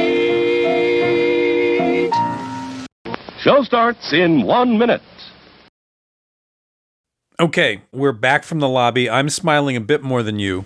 I'm not smiling at all. Let's get into it. Your dad's going to love this episode. Finally, some conflict. You, sir, are an idiot. Blow it out your ass, McCarty. Take that smile and shove it up. But yeah, let's talk about it. We get into it, and it is literally 6 days later. After Smile 1, we've got the police detective. And he is going to pass this on by killing a drug dealer in front of his brother, his drug-dealing brother. So he does it at their pad, at their little drug sort of crash pad. And, you know, you get the opening shot of him just looking like shit in the car. And again, this is all one take. And it's almost 6 minutes before the camera switches to where they stitched another scene into it. And it takes all the way up to where he goes out the window. This scene is brilliant. Seriously, look up this scene on YouTube. And even you have to agree that this scene is fantastic. No, yeah. This movie, you had to be thinking at this point, like a rocket. Hell yeah. Hell yeah, we're on a rocket ride. Yeah. This one's going to be good. And what a noble plan from this guy. He's like, I've got to get rid of this thing, so I'm going to find the two biggest scumbags that I can. There's a couple of drug dealer brothers, and he even says, as he's got one of them held hostage at gunpoint, and they're like, hey, do you know who we fucking are, you fucking idiot? And he's like, yeah, the two of you killed a 12-year-old girl and her mom last month. You know, he gives us a little backstory to know, like, yeah, these are real fucking scumbags. Yeah, so you're good. Yeah, I know you are. Just watch. And takes out a knife and just begins to plunge it in one of the brothers' necks. Yep, giving him the old Helsinki pincushion. Oh, there it is. That's right. The old Kiev cobbler pot. I don't even know if that makes sense. The old Moscow pie knife. And then the other one, the other brother on the couch is like, hey, what do you do? And he goes for his gun, and then just a reaction, I guess. Our boy shoots the guy before he can shoot. Well, no, he does get tagged by that. He drug does. dealer. Boom, shot in the shoulder. He shoots the guy. The guy that he stabbed is on the ground. He's bleeding out. Oh, my God. He runs to the couch. No, you can't die. You can't die. Don't die, you son of a bitch. I'll have no one to pass it on to. His plan is going to shit. And as that guy dies, blood splurting everywhere. Yep, good blood gag in the middle of this, at this point, 5-minute take. Yeah, or you at hear least 4-minute take. A bunch of cans in the back of the room, like, fall over or something. He whips around, and there's another guy there. Oh, who's this fucking dipshit? Oh, I'm sorry, I didn't... He's like, I didn't know there was anybody else here. I hate these guys. These guys are jerks. I don't like them. I only buy drugs from them. I don't... And he's like, fuck, what have I done? I fucked this all up. And he's like, I'm so sorry. And then our police detective goes to leave the house, and another van is pulled up. Yeah, of a bunch of more Russian mobsters in tracksuits. Who the fuck is this guy? Yeah. You know, and they're about to get Moose and Squirrel all over his fucking ass. They come. Kill Moose and Squirrel. He locks the door. They're pounding in. Our cop's like, I gotta get the fuck away from here. He can't open the doors. He kicks out an air conditioner. He jumps out the window. Again, all this. One shot, Nikki. One shot. Fucking great. When he goes out the window, that is when it switches to another camera shot. And it's so well done. It's done on a whip pan, and the camera was outside, zoomed in on where the whip pan ends, which is pointing at a door, and then it pulls back to see him tumble out the window. So fucking well done. Great. And he's he's running across the field. Hey, we're going to fucking kill you. And he goes across the street and bang. Final destination hit by the car. Yeah, I mean, it's kind of a common trope these days is the sudden getting smashed by a car suddenly. I feel like every third movie we watch, that happens to somebody. But it is very effective here, especially because that one shot hasn't really let you catch your breath. No. In the last 5 or 6 minutes, you know. And the camera is slowly pulling back to reveal big giant blood streak and mangled leg. And suddenly the blood streak is taking an immediate left turn. And I'm thinking, well, that's kind of weird looking. Yeah. And it's because it's a smile. It's creating smile. a big bloody smile. And that is the opening of Smile 2. And I'm thinking, this movie's great. Yeah. Slam. Bang. Yeah. Out of the gate. What a sequence. The old St. Petersburg two-step already. Holy smokes. Taken out by a fucking Dodge Ram. Just splattered. Yeah. And then we cut to Drew Barrymore. Cut to Drew. Yeah. Mm-hmm. Drew Barrymore's time talk show where she's interviewing Sky Riley, our protagonist for the movie, wonderfully by Naomi Scott, who I hadn't seen in anything before. Apparently, she was Jasmine in the live-action Disney Aladdin movie. You didn't see that like 17 times? Thankfully, no. I did not have to. That's the one where the genie slaps Chris Rock, I think, is what happens in that. But Drew Barrymore is interviewing Sky Riley about, hey, you've hit some rough times, you struggled with addiction, you got into this terrible car accident that killed your boyfriend. And immediately I'm thinking, I just saw that car accident. Oh, you were connecting it to that? I was connecting it immediately to the cop that got run over. Oh, yeah, because you're trying to figure out how the trauma gets passed on, right? Exactly. Yeah. But then it was a year ago or something. I was like, that doesn't make sense. So I'm a little confused. There was a good little moment in that, too, where Drew's like, so how has the year in recovery been? And she's like, well, you know, it's had its ups and downs. And it's like a smash cut to her a few months ago with longer hair, just screaming and pulling a clump of her own hair out. Whoa. Yeah, which is pretty disturbing. Shit. Like, all right, Smile 2. Is that how it's going to be? Yeah. Unfortunately for me, that was how it was going to be over and over and over and over and over again. Tearing your hair out? Well, and just like a all of a sudden quick smash cut to something or you know, jump scare. Like, okay, it got tiresome. But I'm not there yet. I'm still into this, right? Yeah. Sky wraps it up with Drew, signs some autographs, gets into the limo. Meet the controlling mom. Yeah. That's her manager. And I would say we're seeing her in like full on pop star mode because she goes to a rehearsal and she's doing the singing. I guess Naomi Scott co-wrote the songs that she sings in this movie as well, which sound like legitimate radio pop songs. They sound great. You know, when this movie first came out, they did a lot of like Instagram, like she's the next biggest pop star. There were big billboards that were just showing like the return of Sky Riley, single out soon. It was a really good marketing campaign. It's clever marketing campaign. At this point, I think it's well done, especially with the camera stuff and what have you. But anyway.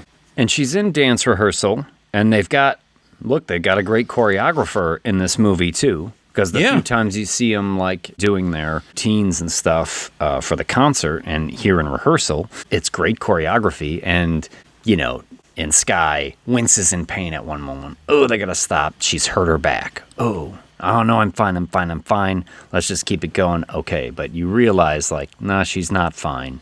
Goes into a bathroom to take a Vicodin, right? Yeah. And gets startled and all of them go down the drain. Oh, shit. Oops. Yeah. So she's got to call her connection because with her history of substance abuse, no one will prescribe her anything stronger than a Tylenol. So she's got to get Vicodin illegally from someone, right? Or you just open up that J-trap and dump those babies out. Because they're right there. They're right there beneath the sink. It's within reach. She did not strike me as the kind of character that was going to get a fucking pipe wrench anytime soon. Yeah, she's probably not a pipe wrench just laying around in there. Give her the old Cincinnati pipe wrench, you know? Oh, boy, it's been a while. Just open up that J-trap and let it all pour out. Exactly. The old wide pliers, if you know what I mean. A J-trap or a P-trap? I always called it a P-trap under there. Isn't it a P-trap on a toilet? Are we talking about Maximum Overdrive again? For those about to pee. So she's, after her mom and her assistant drop her off, she sneaks out of her place to go to her dealer's place, right? To Lewis's apartment. And Lewis is a fucking mess. Greets her at the door with a samurai sword to the neck. Yeah, holds it to her neck. Boy, it's been a while, Been a while since he had the old samurai sword held at your neck? Yeah. Yeah. Appropriately, she says, "What the fuck, Lewis?" Lewis has been having a hard time, and this is when you realize Lewis was the kid in the house who watched the drug dealers get killed by our police detective in the very beginning, and he is the one who is being affected by the trauma demon. Yeah, that's when you realize it's really only been a couple of days. Yeah. I haven't felt this much anxiety in a drug dealer's apartment since 1987, to be honest. Yeah. Lewis is going all Tony Montana on this shit, too. He is just like mountains of cocaine. It is definitely fucking Boogie Nights, Jesse's Girl, the firecrackers going off in the room kind of thing. But he's going crazy. What's going on? She says, "I just need the Vicodin." He's like, "Oh, yeah, sure. I'll be right back." Leaves her alone in the room. "I'm having the worst week." And I laughed out loud when he said that. He actually does an incredible job, this actor, does. in this part. He doesn't have a lot of screen time, but he is having a blast playing like a coked out paranoid. And the decor in that fucking apartment. Oh, yeah. That is fucking Backstreet Boys. Oh my Xbox. God. Man-Child Express. Like framed it is plastic Jake Paul out the gate. Uzi squirt guns. Yes. Yeah. Just ridiculous. Yeah. But she's waiting for him, and then he comes screaming out of the other room. Like, ah. And then he's wide-eyed, collapses on the floor. Sounds like he's choking. She's like, "Oh my God, he's ODing in front of me. What do I do? What do I do? What do I do?" Yeah, but we all know it's the smile demon crawling inside his mouth because we've seen this in the first movie. And we know this is what's happening. He's got a great set of teeth, this kid. I noticed that everybody who had one of the parts in the movie were like, "We need you to smile." I was like, "You've got beautiful smiles." Everyone in here, nobody had a missing tooth or a snaggle tooth or nothing. Exactly.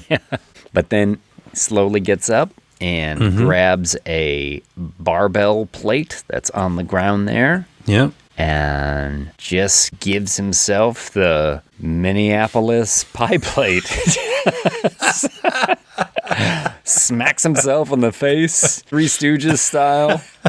Just mows himself to death. Just like bonk, bonk, bonk. And each time his face just getting more ragged, more broken. In the end, his jaw's just like falling apart before he collapses on the ground. And good 3-stage makeup here. Each time the plate comes away, there's a new stage of the makeup, and it's nice. It's, obviously shot in 3 stages. A little bit of VFX with having to remove the nose, some stuff like that, but cool. And then that last one, as he pulls it away, there's like the cheek peels away, revealing the jawbone. Yeah. That was mint. That was good. Yeah. It was super gross. A lot of the effects in this are super gross when when they get to it. Totally. And she, as anyone might, just throws up. Yeah. Yeah, of course you right would. There. Why wouldn't you do that? Throws up right there and considers calling 911 and then realizes there's mountains of cocaine and all sorts of drugs around and she is who she is. And I remember thinking at this point, face it, you ain't calling an ambulance for this kid. You're calling a fucking hearse at this point. Like, 911 is just the fucking cleanup crew on this. Nobody is getting any sort of help here. Yeah. So she decides not to. She skedaddles out of there, heads back to her apartment where things will start to get a little spooky for her. She hears that, like, wet splorch, I think, as she's in bed. There's that, which sounds like his cheek falling off. The same thing we heard when he gave himself the 24-hour fitness faceplant. Yes. Yes. There's probably a jump scare in there. Like, there he is in the darkness. You see him wake up. Yeah, things take a turn for our heroine right here. Absolutely. But she's going to power through it, She's going to go back to work, tour prep, trying on a bunch of costumes that she's going to be using. What do you think of these costumes? I called them Buck Rogers Nasty. Like Battlestar Attractica. They're like very sort of like 70s space age. Like absolutely. Super stiff and shiny with lots of like extra points on the collars and It was legit Fuck Rogers. There it is. Totally. Yeah. She got zipped into these things, and he's She's mad. talking Mom, with her mom about how her No, I don't want to wear it. scars show through one of them. Yeah. Because she'd gotten some pretty nasty scars from the car wreck that she was in that killed her boyfriend earlier. Yep.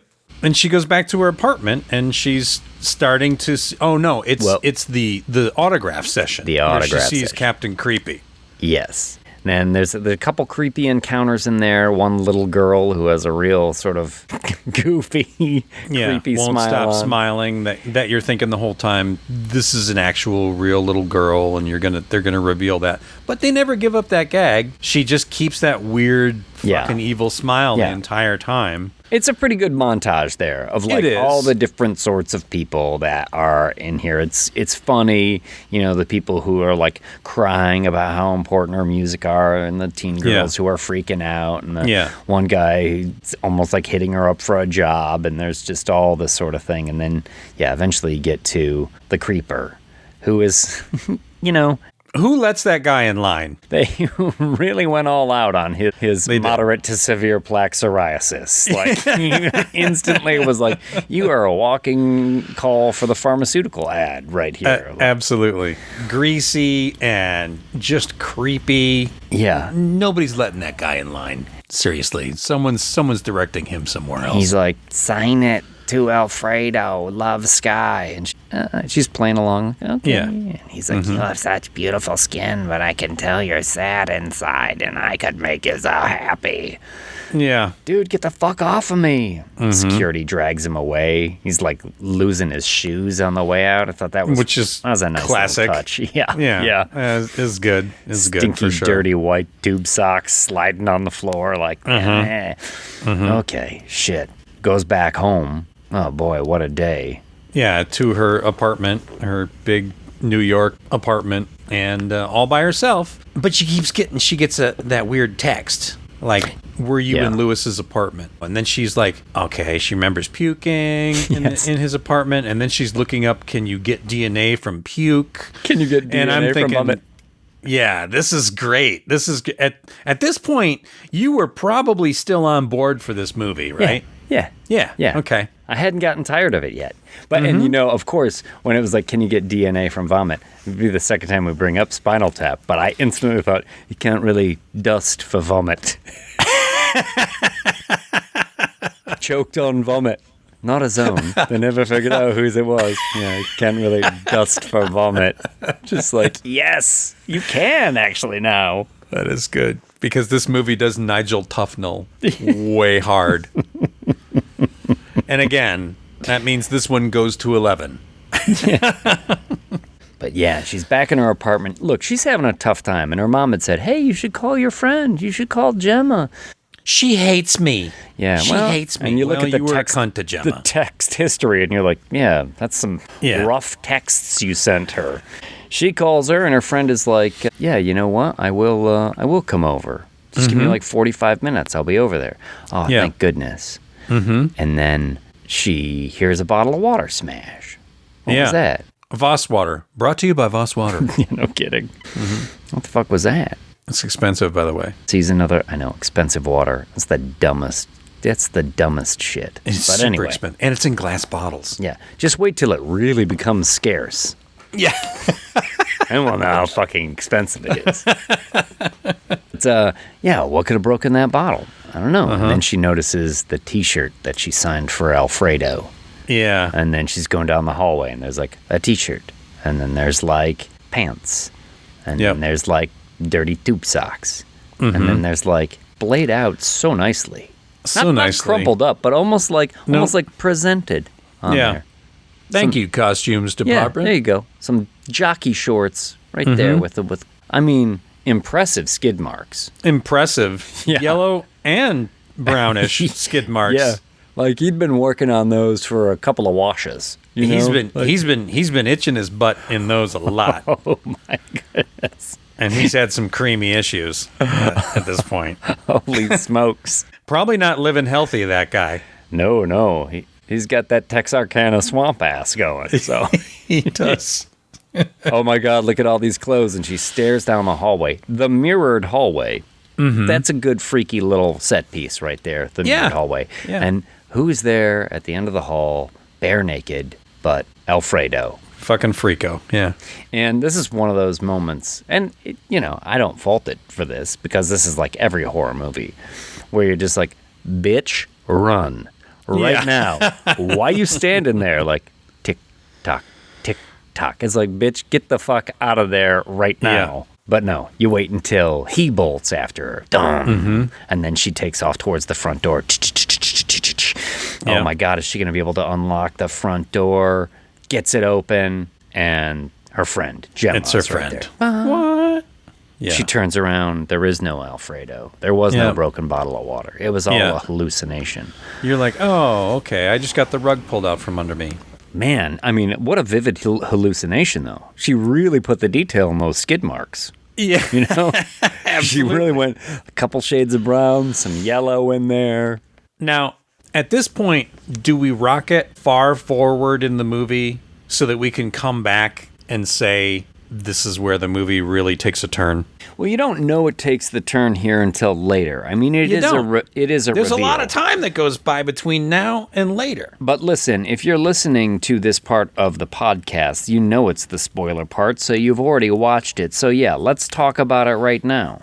Okay. Gemma's not really there. Gemma's not there. This is all hallucination. Yeah. The next 40 minutes of this movie is essentially one long hallucination. Yeah, and you can break it down into what is hallucination and what is real. But here is, well, number one, nothing pisses me off more than the "it was all a dream" fucking ending. I think that is weak sauce. As far as writing goes, that is weak. Now, the first one did it a little bit too. In one scene. But two scenes. It's sort of, but they were good. There were hallucinations, but I didn't turn the entire plot over and say like, haha, you thought it was going this way, but in fact, it was a hallucination, and you're right back here at this moment, and this is what's going on now.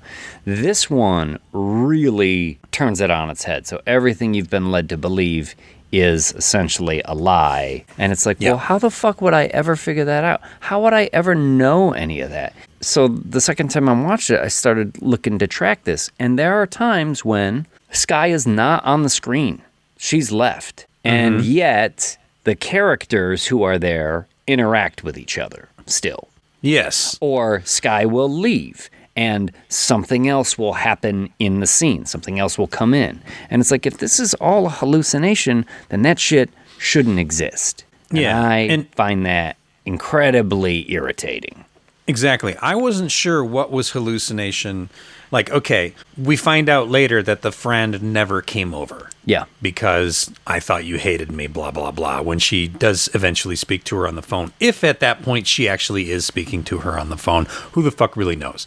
But the next morning, her mom comes over and sees the friend. Like, oh, like you guys made up. Yes. So now is this a real scene, and is the entity appearing in front of the mom?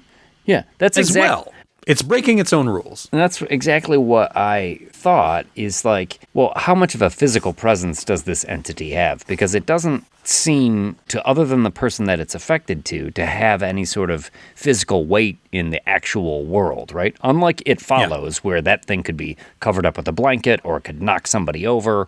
You know, this thing seems to live more in the mind of the person that is traumatized with it. Yes. But that's exactly right. The mom comes over, and Gemma, after Skye leaves, is like, hey, how's it going? Or whatever. They have like a little talk. And I was like, that shouldn't exist. If Gemma isn't there, that conversation shouldn't take place. Feels cheaty. Totally is cheaty. And I want to give a shout out to the girl who plays Gemma. She's not even real. Fuck her.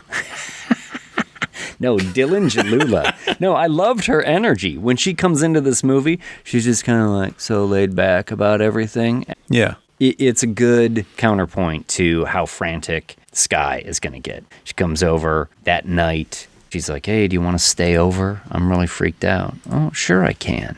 And Skye has the nightmare about being in the car accident. And this is the one part that actually made me jump. Yeah. During this car accident remembrance of everything, she wakes up and her friend is there, and very nonchalant, oh, just go back to sleep.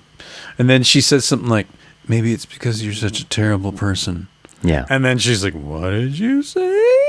And she slowly turns her head towards her friend and sees her smiling. And I'm like, okay, that's creepy. Is she dreaming still? Yeah. But anyway, it's when her friend opens her mouth and suddenly you have like the lights of the car and the horn blare from the accident coming out of her head. And that made me go, I jumped in my chair and went, oh boy, because that got me. It's a good one. It's a good jump scare. It's a really good one. And at that point, because I think the friend is real, I'm like, yeah, this movie's cool. I wish there'd just been more quality and less quantity of that in this movie. Because that one, you're right, it is quality. The tension does build. And you think seeing her smile, like, you don't expect to see the car lights and hear the horn blare from her friend's face. That is way out of left field. Who would expect that? I mean, it ties into the nightmare that she just had about being in the car accident. So it's great. It's a tight little moment. And then, right, she falls out of bed. Oh my God. And she stands up like, what the fuck? And then all of a sudden the camera swings over to her friend Gemma, who's like, I made matcha. And she's like, she's not in bed. She's over there. It's morning. And it's morning. It goes from being nighttime to morning. And she's standing there like, what the fuck just happened? Yeah. On the second watch through of this movie, I'm like, where are we in time? And what is real and what isn't real? Yeah, because doesn't this have to be hallucination too? Gemma is there. And that's when Mom knocks on the door, and then Mom's having a conversation with Gemma. Yeah. And what the fuck? Yeah, her mom's like, you've got to get out of here. There's like 100 people waiting for you. And she goes to rehearsal where they do a dance number. Yeah. I don't know if Parker Finn also directed the dance sequences in this as well. No, he had a choreographer, but I thought all that stuff looks really great too. Yeah, it looks like a legit pop concert. And she's wearing that red thing and she's dancing around and there's a jump scare in there, of course. There's a jump scare in there. And she falls down and you see her bone in her leg snap out. That was the good-looking insert leg. Yeah, nice. Yeah. That always gets me. Mm-hmm. You ever seen a compound fracture in real life, Mike? I have. Indeed. More than once. I've seen one on you. I've seen one on myself. Touche, good sir. That one was for Mom. Yeah. But yeah, of course, she's just hallucinating again. And this is where I like the sort of theme of the movie and how it's handling mental illness is because you know everybody's looking at her freaking out. And in their minds, she's using again. And we know, like you've said, she's just trying to do the best she can. Yeah, I feel terrible for her. I really do. I'm starting to feel, on the first watch through, I'm starting to feel really bad for the character. I'm like, you're just trying to get your shit together because your back hurts. You went over to your buddy's house. He gave himself the 24-hour fitness face plant. And you're upset, and now you're seeing things, but you're trying to make it up with your best friend, and your best friend seems like she's being cool, and you're just going to do something to help the kids as soon as rehearsal's over. And the record exec is like, hey, no red carpet, there's no press. Yeah. All you got to do is stand there and read off a teleprompter. Yeah. It's super easy. Which is all going to be fucking bullshit. Her mom is like, yes, you got to do this. This is the guy that's footing the bill. So she's like, yeah, okay, I'll make it happen. And so she goes up there and she gets Ron Burgundied on that teleprompter. Legit. Fuck you, San Diego. Yeah.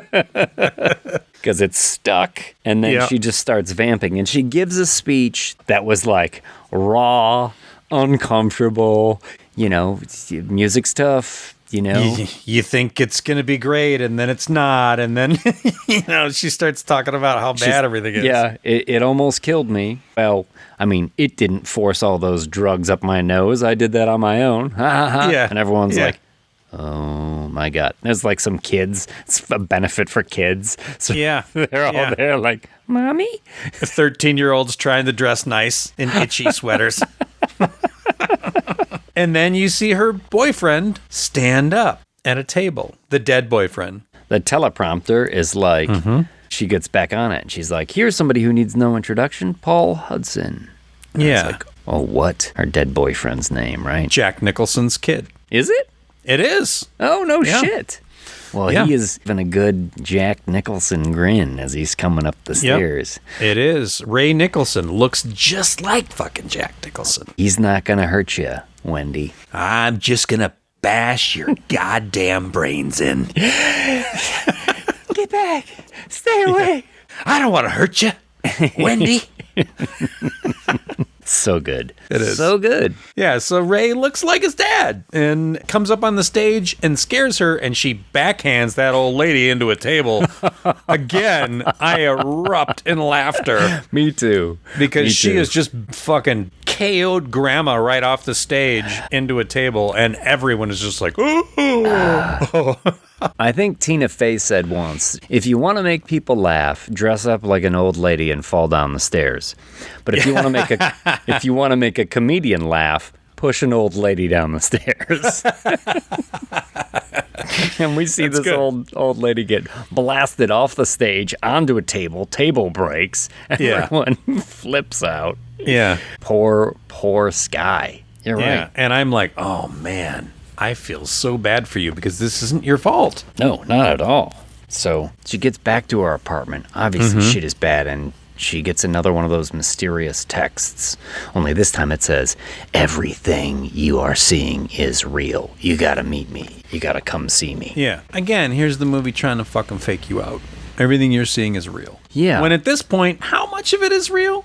Did she really go to the benefit? I don't know. Maybe. Yeah. I think that part might have been real, but it just becomes, it's convoluted when you get to the end of it. But after she meets this dude, right? And you're thinking, oh, okay, this is where the story changes. This is where we are adding to the canon as far as like, okay, I've got this idea. Yes. This thing has been dealing with my family, and my brother died, and here I'm a nurse, and I'm going to stop your heart because it will have to leave you alone if you're dead. And I'm like, okay, good. Flatliners. I'm into it. So much more interesting than what we eventually get to. I was totally into this. I think part of the reason why I'm so bitter about this is because I was like, all right, cool. This is going someplace new. And I was here for it. Yeah. This guy is saying, like, I'm a nurse, here's a plan. And he sort of gives that little exposition dump where he's tracking it. Before it was you, it was Lewis. Before it was Lewis, it's a police detective, and his girlfriend was a psychiatrist. And he basically walks us back through Smile, right? Mm-hmm. But then he's like, and my brother had it, and I didn't believe him, what he was saying. And he tore his jaw off with a crowbar. And then they show that. Yeah. It's such a that's a cool fake head. It's such a gross effect. Jeremy. It is. Yeah. Good stuff. But she's like, oh, fuck you, I'm not going to let you kill me. And the people start to recognize her at the bar. And she's got to get out of there. Because they're like, oh, Sky Riley is at a dive bar. Where Look, everybody, it's Sky Riley. Yeah. Yeah. And she can't be there because, and again, it's like she's doing her best trying to be sober here this whole time. And she just keeps finding herself in the wrong fucking place. Yeah. People are taking shots of her as she's running out of the bar. So she goes home and she's freaking out. And this is when we get, I think it's just a great scene. Oh, I think this is the corniest moment of a whole movie. Really? Honestly. This scene is great. You talking about the dance team? Like, so you think you can frighten me? Is that what? Yeah. I thought this was clever and fun only because she's a pop star and the dance troupe. Sure, it's stupid, but it's well executed. I mean, they're building human pyramids in her house. Basically, she's in her house, again, hallucinating that, boom, suddenly her dance troupe is there, but they're all staring at her with a smile, and nobody's moving. And then she turns to kind of leave, and then turns around, and they've all advanced forward, and they're all in different positions, but they're frozen again. So every time she looks at them, they're frozen. And then she, like, starts to run through her apartment, and they're running and chasing her, and she stops and turns and looks, and they all freeze in place again. But at one point in the hallway, they stack up human pyramid on top of each other, so they're like 4 people high. And I'm like, well, that's kind of cool. You know what I didn't like about it is just that they all move very well, but they move like a choreographed dance team. Like it was they are. I know that they are, but they're also supposed to be like this manifestations of this entity or something, and it looked a little too modern dancey for me, and I don't mean to fucking insult anyone who's really into modern dance, because I think it's fucking cool and interesting in its place, but here I just thought it was fucking corny, and I was getting irritated with this movie constantly wanting to jump scare me. All right, Mikhail Baryshnikov. It's Misha. I prefer Misha. So they dance around her. And then they eventually, bonk, knock her head into a piano, right? Yeah. They start doing the Dawn of the Dead, and they're going to tear her apart. Right. Yeah. Smack her in the piano, and then she wakes up in the hospital. And there's Mom, and there's the assistant who you hate from the moment you see him. He's very helpful. He's super helpful. And she wakes up in a wellness center, I think is what her mom says. And the assistant's like, I got you a sweatshirt. Here you go. Sorry, I'll go get you some water and everything. And she's trying to tell her mom, she's hooked up to an IV, and she's like, look, I'm freaking out. Her mom's like, well, you've got all day to rest right now, and then we can get back to it tomorrow. And she's like, you're not listening to me, Mom. The tour starts tomorrow, young lady. Yeah. And there's all this money has been put into it, and if you cancel another tour, you are going into rehab. She's like, you're not listening to what I'm saying. And I'm thinking, Mom is a fucking bitch at that point. Well, not you, Mom, but Mom. the movie Mom. Movie Mom is a bitch. I'm like, fuck you. This girl is just trying to get her shit straight, and you don't know what's going on, because she is being followed by some smile demon. Or whatever. Rosemary DeWitt plays Mom. It's great. Yeah, I will say, this was also a jump scare. I went, because her mom's just sitting there talking, and then I think it's just the shape of Rosemary DeWitt's face, and she's a pretty lady and everything, but she just gets that grimace and bow down, and all of a sudden it skips a couple frames, right? Just like, she's talking with a demon's voice, like, oh. And then she smashes the mirror. Look at what you're making your mother do. And then starts to rip herself apart. Yeah, she defaces herself. Yeah. Literally takes a shard of the mirror, stabs herself in the neck a few times, down the cheek, and then right in the eye. And you're like, what the fuck? A lot of eye imagery in this. Did you notice that? Like in her I guess I didn't. In her notebook, when she's writing the song earlier, she's got a couple eyes on the pages, and there's a little eye sculpture on the piano, and then her mom stabs herself in the eye, and then it will be revealed in a few minutes as our girl tries to run out of the hospital room. It pauses, and she looks down, and she's holding the shard of the mirror, and she's covered in blood as if she's just killed her mom. Yeah. And the blood smear looks like an eye. Really? It's very specific, very specific, got the sort of almond shape with a circle in it, and it's very much looks like an eye. My goodness, how clever this film is. I should go back and examine it a third time. Please. Well, and you're going to see some also crazy eyes later on with the meat puppet. That's true. Yeah. But yeah, it goes over to her mom. Holy fuck, I've just killed my mom. Yep. Now she puts on that sweatshirt. She's going to escape. She gets noticed by the assistant. Oh my God, there's all this blood. Where'd this come from? In a panic, she manages to take a gun from a security guard. Get the fuck away from me. Not doing a very good job of securing things. No, not at all. What a piece he had, too. Yeah. That gun she pulled out, I was like, Jesus, Dirty fucking Harry is the security guard at this wellness center. He's got a desert eagle or something, and thing was giant. Yeah. She gets outside, and who shows up in the car but her good friend? She's bringing coffees to everyone. Yeah, not in a car. She's walking up the street. Then they carjack somebody, right? I think it's the driver. Yeah, her driver. Isn't it? Yeah. Maybe. Get the fuck out of the car. Because they're in a big Escalade, and the driver's there, and Gemma's like, hey, you can't do this alone. I gotta drive. She's like, no, you can't. And Gemma's like, move over, bitch. I'm taking the wheel. Yeah, Gemma's gonna be her girl. She's gonna take her there and ride or die. She's bitch. gonna go meet the guy to get her heart stopped. Well, she doesn't know that yet. She's like, yeah, anywhere. Where do we need to go? And this guy's like, Staten Island. And Gemma goes, ew. Why? The correct response. The correct response. Gonna have to fucking take the Verrazano Bridge, and as they're on the way there, she gets a phone call from fucking Gemma. But how can that be? Because Gemma's driving the car. Nope. Oh. And here it is. Gemma says, what are you talking about? I never came over to your house. I wasn't sure I was going to call you back. And that's the moment we rewind 40 fucking minutes and realize how much of the last 40 minutes is real. Yeah, exactly. And I'm like, what? Yeah. So Gemma's smiling. Gemma hates you.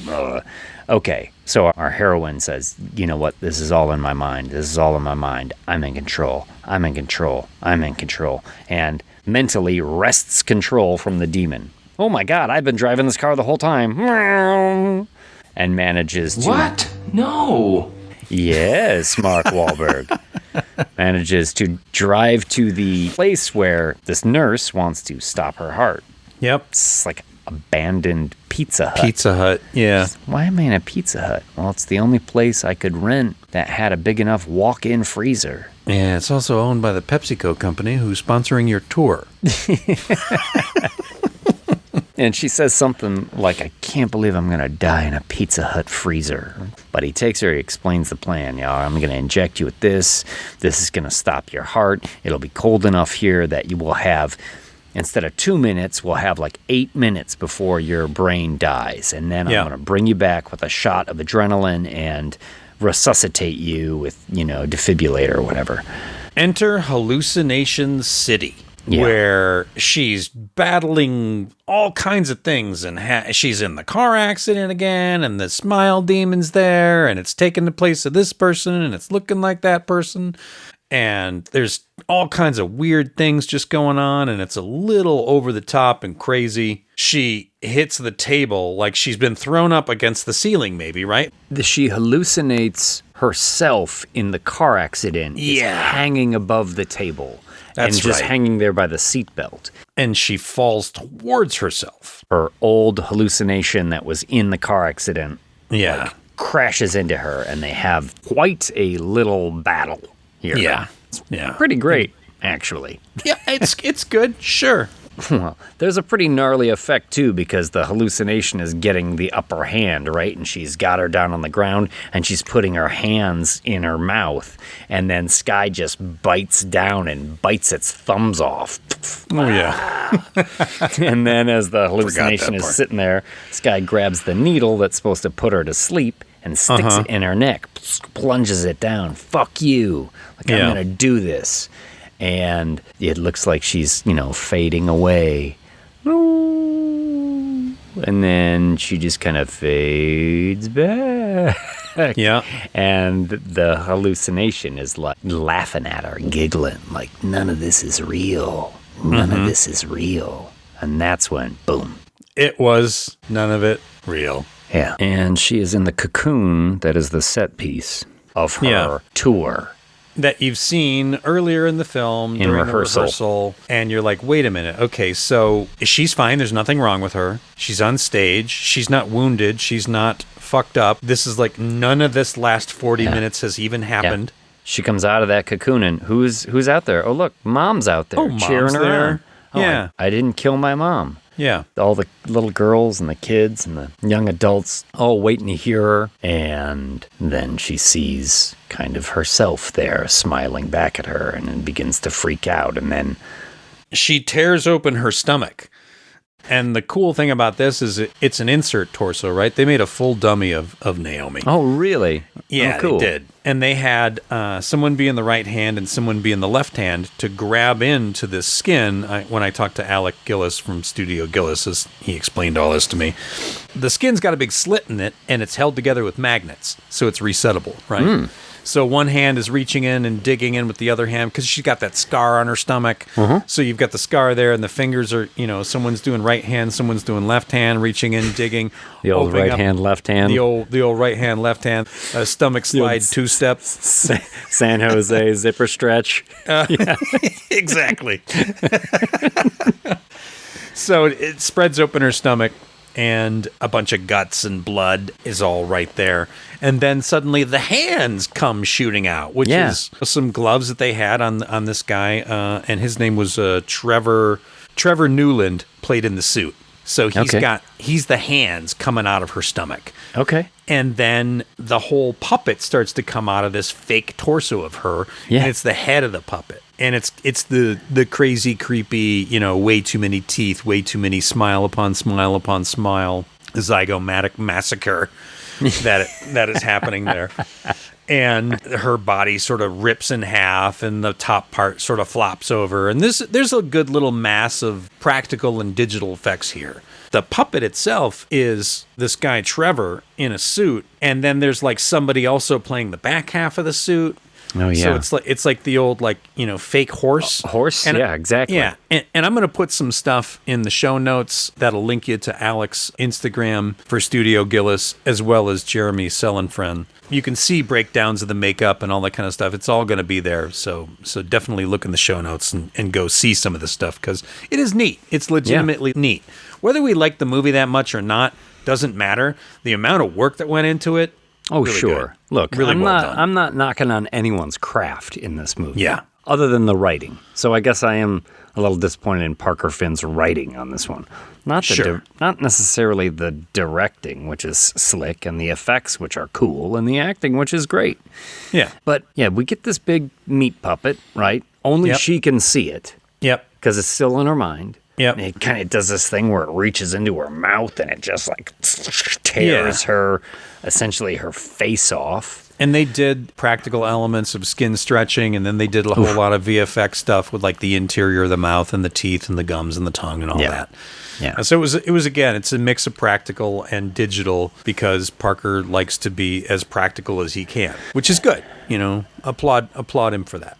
And then you realize the demon has gotten inside of her, and now she is smiling on stage in front of all these people because she has just walked out of the pod, because none of this has really happened either. Well, they see her collapse on the ground and she's like convulsing, just like Lewis was earlier. And you hear people like, somebody help her. And it's like, I thought, who's stage managing this shit? Like, lights down, motherfuckers. Like, get some emergency people out there right now. Yeah. Instead, it's like all in the lights of the show. Mm-hmm. Everything's just going on. No one's helping her. I'm like, okay. But she gets up. Everybody applauds. Yay! And she's smiling, she turns around, all creepy. And she's smiling. And you just see a shot of the crowd in this noise. Yeah. And everyone starts screaming, oh no, oh God, ah! And she falls down dead. And then you see her face. She's like stuck the microphone in her eye. Mm-hmm. Again with the eye. And apparently traumatized like tens of thousands of people. Tens of thousands of people that were there. Yeah, she gave herself the old sure shot. But here's the thing, I couldn't, and maybe it's because the big meat puppet and everything is so extreme in there at the end of this movie, like what are you going to do afterwards? But I couldn't figure out like why a movie that was so like unapologetically graphic in its violence and in the violence didn't that show it did. you that at the end. Why not? You literally, she was a pop star on a major tour. You could have put anything on that fucking stage. Mm-hmm. You know what I mean? You could have made anything work at the end of this movie. There's a big meat grinder on there. It's a fucking Pink Floyd show. She just fucking steps in there and she grinds herself in a sausage. You could have fucking done anything. She like leaps from a fucking tall tower and impales her eye on the fucking spikes that are down there. Like anything. I was a little surprised that they just opted for a bunch of gasps from the audience. And that last effect, I was like, she shoved a microphone in her eye? Is that what happened? That would be very difficult to do, I think. Instead of having like a Russian agriculture combine up there that just sort of grinds her into pieces. Exactly. And they could have had anything up there. So I was a little surprised at that. Yeah. Are you lowering your score? No. I mean, like we talked about, it has great performances. We've talked about a lot of things we like in this movie. Sure, because but I'm still not giving it more than a 5 because I think it's fucking shit. It's fucking shit. Listen, I'm still giving it a 5 because as a movie, I think this one falls apart in ways that are unforgivable for me. Unforgivable. So it was all a dream? Well, yeah, it just pulls the rug out from under you. And fuck that. No, I can deal with that if the seed is planted well enough. And I gave it a second viewing, and if it had done it successfully and I just hadn't picked up on it, I probably wouldn't rate it so low. I think I still would be upset because of its overuse of jump scares, which I think after a while they just get a little bland for me. But I don't think the hallucinations track, you know? Gemma shouldn't be able to interact with her mom when Sky's not around.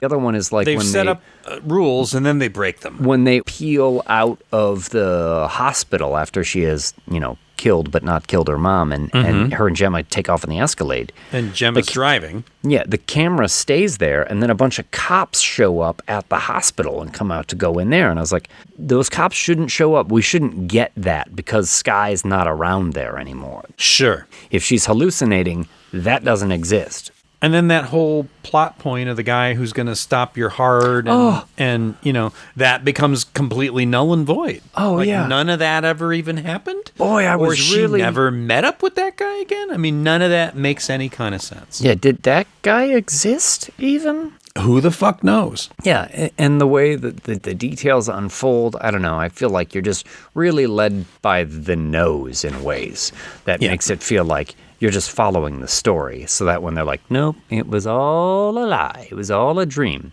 Yeah, I think, at some point, that's I being want to work unfair. with Parker Finn and say, what's with the Scooby-Doo ending? Come on now. Yeah, I'm curious to know if there was an earlier draft where like they did do a Flatliners type thing in there or something. I would have preferred that. I was all for it. Yeah. The movie is pointing like it's going to end here, and then it starts to take a left turn where it's like, no, really, here's this guy. He's got a plan. This is a new twist on the story. You're going to stop your heart. This is going to be the climax. And then, nope, it actually did end there. Yeah, and unfulfilling. So send us an email at thewholedamnthing13@gmail.com and let us know if we're wrong. I've never had this kind of reaction to a movie and then checked out the reviews and felt like, wow, I'm really on an island on this one. But I stick by it. This movie doesn't do it for me. But listen, if you want to send us hate mail, we'd love that. We're the whole damn thing 13@gmail.com. Or you can reach out to us on the Discord, but you're going to have to go to the Patreon in order to be allowed on our private Discord. Where's the Patreon, Mike? The whole damn thing at Patreon. But we're the whole damn thing 13 on Instagram. So check us out there. Comment, like, both Mike and I really like interacting with people about the memes we post and the things we got coming up. So that's a lot of fun. Find us on Threads too. Also, I am Grey Wolf on Grindr. And just kidding. Send us a message. Leave us a like. Please subscribe. Write a review. Write a review, please. We need to spread the word. Spread the word about this show because we're proud of it. We think it's a good show. We think it's fun. More people need to hear it. So let's make that happen. Let's force the algorithm to make us popular. More popular than Smile 2. And that movie made a lot of money. And if you give us enough likes, Mike will give you a Louisville chugger. The old two-fisted ham sandwich. That's right.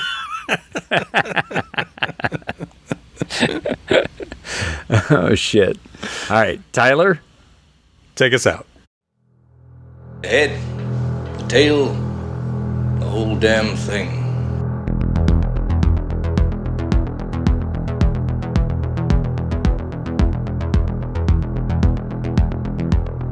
Thanks for listening again to The Head, the Tail, the Whole Damn Thing with Mike D. McCarthy and James Knight. I'm your intro-outro maestro, Tyler Patton.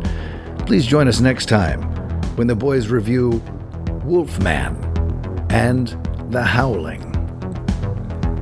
I like the end of that movie when Dee Wallace, spoiler alert, turns into a werewolf and she's like cutesy werewolf with a little wriggling nose and she's all white and pretty.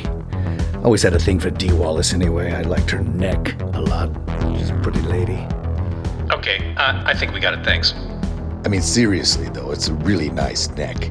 Uh-huh. And also, like in 10, what was Dudley Moore's problem? I mean, she was way hotter than Bo Derek.